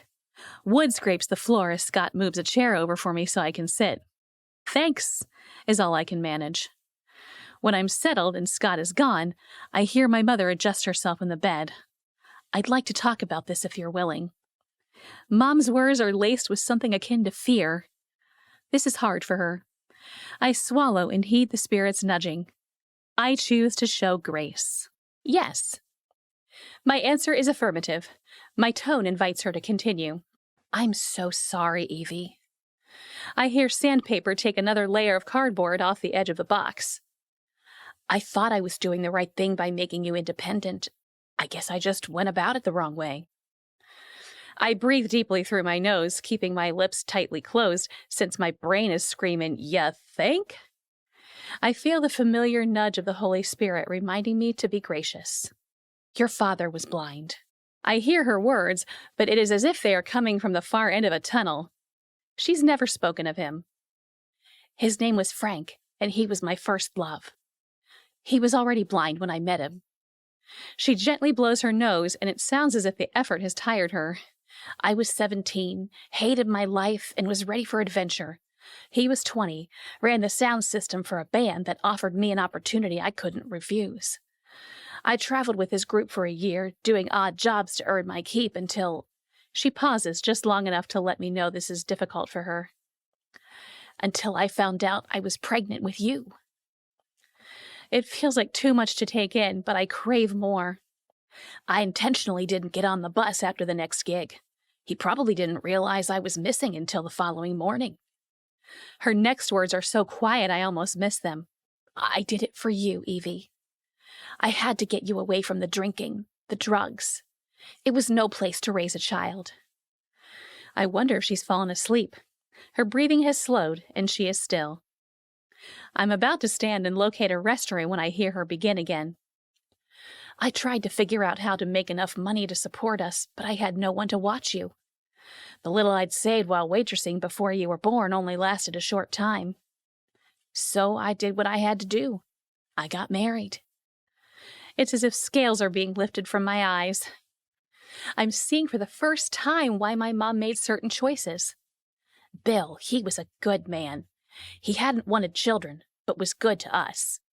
Do you remember riding cross-country in the cab of his tractor trailer? Her voice sounds like sweet memories. You were probably too little. We saw the Pacific to the Atlantic through the windshield, even had some fun, but a toddler needs room to roam, and you still weren't yet walking at 3 years old. So I asked him to take a local route and settle down. He met me halfway. He set me up in a little apartment and gave me my freedom. Her intake of breath is deep, cleansing, as if she too is finding healing in her words. Next was Simon, the shyster. Her laugh isn't genuine. Hurt paints the sound. I thought we were married, but his other wives, yes, plural, disagreed. I'm just thankful he didn't hurt you. I wonder if that means he hurt her, but I don't ask. Simon had one good trait. He was a gift giver. I took every piece of jewelry and pawned it, giving us enough money to move, again. Larry you know well. I know you didn't enjoy going to so many different schools with all his job transfers. I shrug my shoulders. This is Mom's story, and I'm interested in hearing it. When Larry died, I couldn't afford the mortgage on the house. I got a job at the grocery down the street. I had no education or worthwhile job history. It's a marvel they hired me at all until I learned that Tom, the store owner, liked me. He was married but kept us in our home. What Mom hasn't said is revealing and churns my stomach. I remember coming home from school and seeing a creepy bald guy leaving our house. When I couldn't take it anymore, we set off on another adventure. Ohio seemed as good a place as any. It was the first place you made friends, and I was jealous.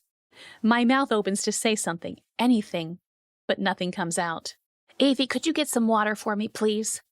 As usual, she gives me no instructions. I think through where water might be and find a table near her head. On top is a plastic cup with a thick, bendy straw. I twirl the cup and realize it is full of liquid with ice. She drinks from it, but never lifts her arms to take it. I brush off the thought that she doesn't want to touch me and focus more on my concern for her lack of strength. She begins again when I sit back in the chair. Phil and I didn't make it a year, but he gave me a huge gift by teaching me how to use the computer. I got my office job at Harris Trucking, and the rest is history. Why didn't you tell me this sooner, Mom? Confusion wars with anger. You weren't ready to hear it. Pain seeps from her words, and I know she's right. What now? It has taken me several moments to get those words out. I'm not sure I want to know the answer. I'm dying, Evie. There is resignation in those few words. I know it is inevitable, just like she knows. This fall may have shortened my days. She deeply exhales as if she made a decision, but isn't happy about it. May I give you some advice? Yes. Surprisingly, I mean it. Don't marry for convenience, comfort, or casual love. Marry someone because you can't live another day without him, and he makes you a better version of yourself. Fall in love deeply and passionately and fully. Never settle for less than God's best for you. Out of that entire speech, I later focus on that one thing. God? It is all I can manage. This time, Mom's laughter is light, bright, and fills my heart with hope. Yes, Evie. You aren't the only one to find God. I just took a little longer. Chapter 10. Cam. Max and I ride home in silence, except for the bursts of breath coming from my mouth and the sound my hand makes on the steering wheel each time it and my hand connects. My emotions are all over the place. She's unbelievable. Did I misinterpret something? Scott needs to be knocked down a peg. What did I do wrong? Self-doubt wins. I get all the way home before I realize I have nothing to eat. I can either call for a pizza or head to Food Line and get a frozen one. I open my fridge and realize groceries are probably a better choice, but I can't do people right now. I give my address and place my order. 1 large, all the meats, extra cheese, and 1 small cheese since sausage sometimes upsets Max's stomach. I just add an order of buffalo wings for tomorrow and whatever the dessert thing is they carry. Thankfully, football is on. Max is already curled up on the sofa waiting for me. We stuff ourselves with slice after slice. As I put the leftovers away, I hear Max whining at the door to go out. This is the first night since college that he and I haven't sat on the porch and listened to the night sounds. Sorry, boy. I attach the leash to his collar and follow the lights lining my driveway. He does his business and heads back without my prompting. You're as upset as I am, aren't you? Mournful eyes look up and a deep sigh escapes before he plops on his bed. He doesn't even turn around 3 times before finding just the right position. He's resigned himself to misery. Just like me. I stare at myself with self-loathing as I brush my teeth. Water and toothpaste swirl in the sink, finally going down the drain. Philippians 4 verses 6 through 7 come to mind. I need the peace of God to guard my heart and mind. I look at my reflection in the mirror and know God is reminding me to trust Him. Like I did as a child, I kneel before the chair my grandfather once occupied. I cry out to God, sharing my hurts, fears, disappointments, and the physical pain that is squeezing my heart. I can't remember the last time I cried. It is healing. The peace I experience after fully giving my problem to God is like no other. The pain subsides, but doesn't fully leave. Yet it serves as a reminder to keep my focus on Christ, not on those things I have just laid at His feet. When I stand, I know I have given it to Him completely. The heaviness that weighed on me lifts more with each passing day. It takes everything within me not to show up at her house or just drive by to see if I might get a glimpse of her. Instead, I've spent time on something completely surprising. I've looked into what it would take to become a licensed independent contractor. Evie's question from our walk has burrowed into the recesses of my mind. Every evening after work, I've noticed something new in the home my grandfather built. My eyes catch details I didn't see before, such as how he did things not to save money, but to make the home aesthetically pleasing and built to last. I've spent 2 nights in the workshop taking inventory of the tools he handed down to me. Even Max seems to share my excitement.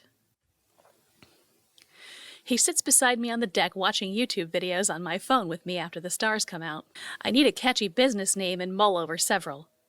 Cam's Contractor Services, Boyd's Builders, and a few others, but nothing hits me just right. I can't fill the paperwork for my license until I have a name. On Thursday after work, I stop at the local hardware store, something I haven't done since my grandfather was alive. Cam, is that you? Mr. Kinder shuffles my direction, hand outstretched. I take his work-torn hand in mine and feel an instant connection. Yes, sir, it's been a while. How are you? Son, I'm 87 years old. How do you think I am? He laughs, then coughs, pulling a white hanky from his back pocket to wipe his mouth. What brings you in? Or should I be asking, what kept you away? He may be old, but he doesn't miss a thing. Well, sir, I came to ask your advice. Sounds like we need coffee. He doesn't ask. He turns and maneuvers between boxes and crates into the back room I remember well. He and my grandfather would sit and talk for hours while I earned a quarter sorting nails, screws, nuts, and bolts into small jars. My heart already feels lighter after talking to Mr. Kinder for an hour. I think back to what Evie said after she shared her heart with me. I find that when people talk through their problems, they often find they've known the answer all along. She is right. I have known the answer. Now I just need to wait on the Lord. Chapter 11. Everly. I haven't heard from Cam all week. I don't have his phone number. He knows where I live, but I expect I've wounded him so profoundly that he won't be coming back. I'm dreading work tonight. How can I possibly host a show on a topic in which I am a complete failure? Ginger's text ringtone pulls me from my dreary thoughts. Ginger, on my way, ETA 10:15. I'll be listening. Everly. Say a prayer, I'm not feeling the love tonight. I attach the picture of Cam and send it. Sent from iPhone. Ginger. Is that Cam? Everly. Yes, I haven't heard from him all week. I really hurt him. Ginger. God knows. Put that winning smile on your face for now, and we'll drown our sorrows with Oreos and mint chocolate chip tonight after I pick you up. Securing my phone in my bag, I lock up and head down to meet the Uber taking me to work. It's always a beautiful Friday night in Blowing Rock, North Carolina. You're listening to Joy Radio with host Everly Johnson. We're ready for our first caller. Welcome, Megan. You're on the air. What brings joy into your life today? Hi, Everly. So I'm getting married. Images of a 1980s Valley girl come to mind. Congratulations. Do you want to ask a question, or are you just announcing the happy news? Well, actually, I have a question. It's like this. I'm having second thoughts. What if I'm not ready? What if he isn't the one? My mom's advice floods my mind, and I repeat it nearly word for word without thought. I think you should marry because you can't live another day without that person. Marriage isn't for convenience, comfort, or casual love. Your future spouse should make you a better version of yourself. What if I'm not that kind of person for him? Gone is Valley Girl. Now it's just a girl, one who is hurting. Someone recently told me that God can use people who are willing to admit they don't measure up. Megan, I know you want me to give you the answer, but this is something only you, your fiancé, and God can work out. I hear a sniff. Megan, thank you for calling in. Here's a song by the Afters, Fear No More, that I think will minister to your heart. I press play and remove my headset before I can hear what Scott has started to say. My heart physically aches for Cam. We spent only a short time together, but I know he is the one for me. I press the heels of my hands into my eyes to stay the tears I feel rising. God help me, I cry out in a whisper. Tap, tap, tap. I replace my headphone and hear Walt's frantic voice telling Scott to stop before he breaks the glass. Everly, 3, 2, 1. I'm so glad you could join us. I can't find the caller's name, so leave it at that. Hi, Everly. The caller reminds me of Eeyore. I muddle through this call, then another, then another, then another. The night drags on and I struggle to stay upbeat. I play a song and remove my headset, needing a break, and hear the door to the studio open. Wow, Everly. It isn't Scott's voice, but rather his dad's that I hear. This isn't a social call. As the owner of the station, I've never known him to stop in. Hi, Mr. Hassan. My voice shakes. Everly, can I give you some fatherly advice? He continues at my nod. Don't let whatever is going on between you and my son affect you. Now for some owner of the station advice. Don't let whatever is going on between you and my station manager affect your job. His words are gentle but firm. Do you understand? I do, sir. Thank you. I mean it. He has given me a gift. I pick up my headset. Putting on a new frame of mind right now, sir. The rest of the calls flow much more smoothly. There are moments of genuine connection with several callers, and I feel I've got my groove back. The night is over before I know it. Thank you for inviting me into your home this Friday evening. We here at Joy Radio pray your weekend is full of joyous encounters. Remember to choose joy in every circumstance. Until next week, this is Everly Johnson, your Christian singles advice host at WJOY Radio, Blowing Rock, North Carolina. Ready to go? At Ginger's words, I squeal and open my arms for the hug I know I'm about to receive. I'm so glad you came down. I grab my pack and enfold my arm in hers. Hi, Scott. Bye, Scott, she sings over her shoulder between us. Bye, ladies. I don't have enough bail money for two, so you'll need to choose who gets out. Scott calls to our backs as we giggle our way out of the building. I already stopped at Food Lion. We've got everything we need for a girls' weekend in. Ginger's car has that new car smell. Did you get a new car? I feel the door panel, wondering if anything feels different. Nope, just cleaned this one. There's this really cute guy at our local car wash, so I've been going once a month. This time I splurged on the deluxe. Ginger is a full-figured girl with dark brown hair. I know this because she reminds me often. She doesn't date, or at least she never tells me about any, and we share everything. What's on the agenda? I feel like she's changing the subject, but I know Ginger is a details girl. She likes to know when, where, who, what, and how, all in advance. She doesn't usually do spur of the moment well, which is one reason I'm surprised she popped down this weekend. It's about an 8-hour drive from Ohio, which means she took a half day off from work. Well, I haven't had much time to think about it. Is there anything special you'd like to do while you're here? She hesitates only for a moment. Eat? We both laugh, and I know that besides all the sugar she has bought, we'll be hitting up her favorite restaurants in town this weekend.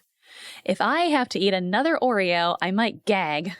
I don't even want to know how many calories are in those things. This is one time I'm thankful they don't put Braille on packaging.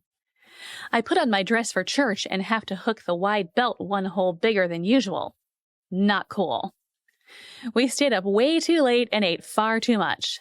Like old times, we talked of boys, our futures, and sprinkled in a little healthy dose of Hallmark. Evie, do you have black flats? Somehow I packed my blue pair by mistake, and they look awful with this dress. I hear her call from the guest room. I feel the tags on my shoes until I find the one labeled BK for black. BL is blue, BR is brown. Try these. I think I've only worn them once. Perfect, thanks. I hear her toss them on the floor and slide them on. Ready?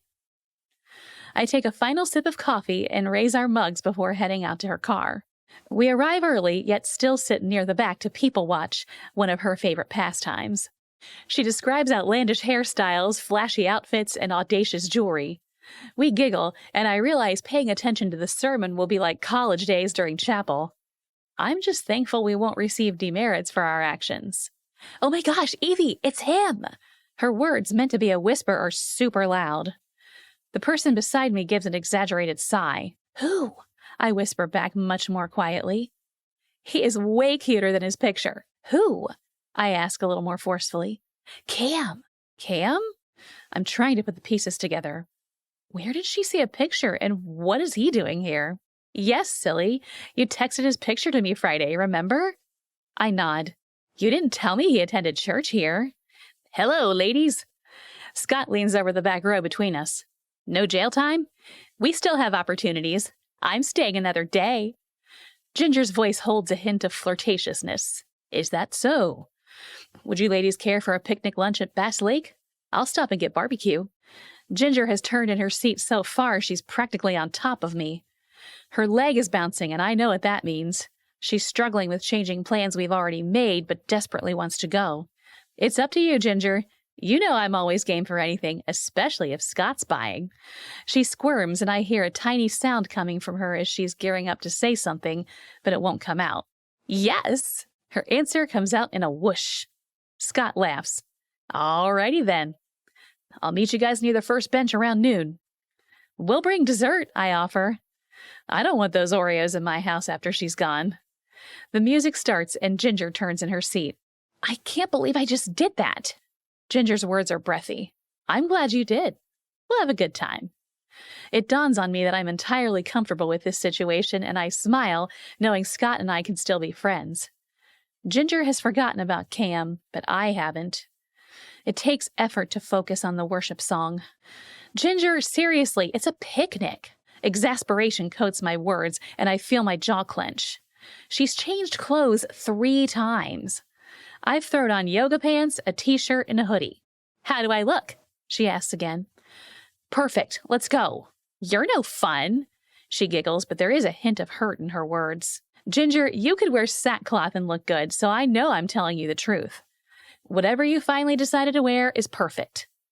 Thanks, Evie. All weekend, we've sounded like teenage girls talking about our crushes.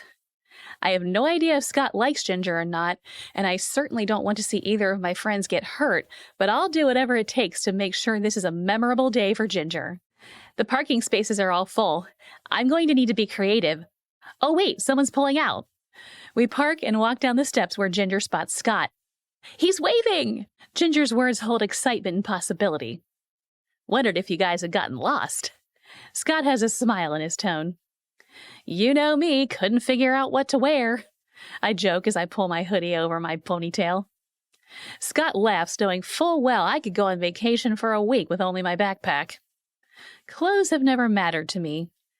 Smells good. I'm starving. Ginger helps me to the edge of the blanket and sits. Have you had a good visit, Ginger? Scott's question is genuine. Ginger hands a paper plate full of food to me as she starts in on how much we ate. Scott says a quick prayer before we all dig in. Woodlands is some of the best barbecue around, and I always enjoy their hush puppies. What in the... Evie! Scott's panicked words and Ginger's scream make me instinctively cover my head and curl up into a ball. The force that hits me knocks me over, my arms failing to stop me from rolling. I hear my scream gurgling from the depths, but nothing comes out because I can't breathe. Max, off! I'm so sorry. Are you okay, miss? Even out of breath, I'd recognize that voice anywhere. I reach up and pull my hoodie from my head and smile. Hey there, Max. How's my good boy? Max is now beside me. I sit up and wrap my arms around his barrel chest. Evie? Hey, Cam. I hope he can hear me. Fur still surrounds my face. Scott, right? Cameron Boyd. We met the other day at Evie's. I fixed the gutter? Right, looks good. This is Ginger. I hear the faint sounds of greetings and, you know, Evie. I still don't move. Cam, we have plenty of food. Why don't you join us? If I could glare at Ginger, I would. What is she doing? No, that's okay. No, really, if you don't want barbecue, please at least have a few Oreos. I'm getting fat. You're not fat. My head pops up at Scott's quiet words to Ginger. You have no idea what you're talking about. You're sitting on me. I think I have some idea. Scott laughs and I hear Ginger scooch away. She has some serious explaining to do. Your dog, Max, is it? He can be a little intimidating at breakneck speed. Ginger giggles nervously. Sorry about that. We got out of the car and didn't even get his leash on before he caught a scent and barreled down the hill and straight to... He pauses just a fraction of a moment. Evie? Good choice in women, Scott murmurs under his breath. Yeah. I don't think Cam has meant to say this out loud. He clears his throat. We need to get going. Max growls. I think Max disagrees. Join us, please. Then we'll all take a hike together.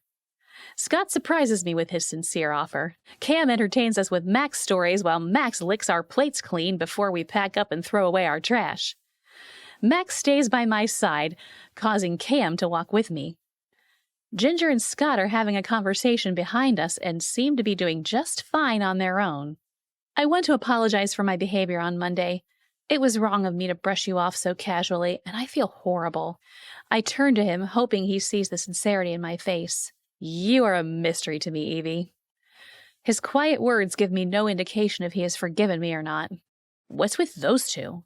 What, Scott and Ginger? He must have leaned in to whisper because Max bumps into my leg. She was literally in his lap. He laughs. I carefully listen before I speak to see how far behind us they are and judge whether or not they can hear our conversation. Until this weekend, I had no idea she liked him, but it appears to be mutual. Are you okay with that? He's more of a detective than I've given him credit for and has picked up on some clues through observation only. I am, I say with all sincerity. The three of us have been friends since college, but Scott has never been more than that to me. Cam takes a deep breath and I continue. So can you forgive me? I can't let it go. It is gnawing at me and I'm not too fond of this feeling. I'm thinking about it. There is a slight bit of teasing and I take that as a good sign. Well, don't think too long. Ginger leaves Monday and texts when she arrives home before nightfall. Having her here was what I needed and exactly what she wanted. She and Scott went out for breakfast before she got on the road, then she called and talked with me for 3 of the 8 hours drive home. When we hung up, my phone rang and it was Scott, and I heard the same story again, only he was able to compress it into 15 minutes. All week long, I worked to be happy for them, even as my own heart aches. I still haven't heard from Cam. I guess I'm hoping it will be a happily ever after for me, too. Ginger and Scott sure seem to be headed in that direction. It's Thursday night, and I'm headed to bed when I receive a text alert on my phone. I don't recognize the number, but I know who it is. The text contains a single word, sent from iPhone. Cam, forgiven. My heart is relieved, and my soul feels peace for the first time in too long. Sent from iPhone. Everly. About time. Everly, thank you. What a pleasure it has been to be with you this evening. This will be our last call of the night. Welcome, Max. I'm so glad you could join us tonight. What brings joy into your life this evening? Hi, Everly. I know his voice instantly. Elation and fear crowd my rational thoughts. What brings you joy? My throat constricts, and I struggle to get the canned words out. I figured out a mystery today. I decide to play along. Agatha Christie style? I ask casually, my throat loosening some.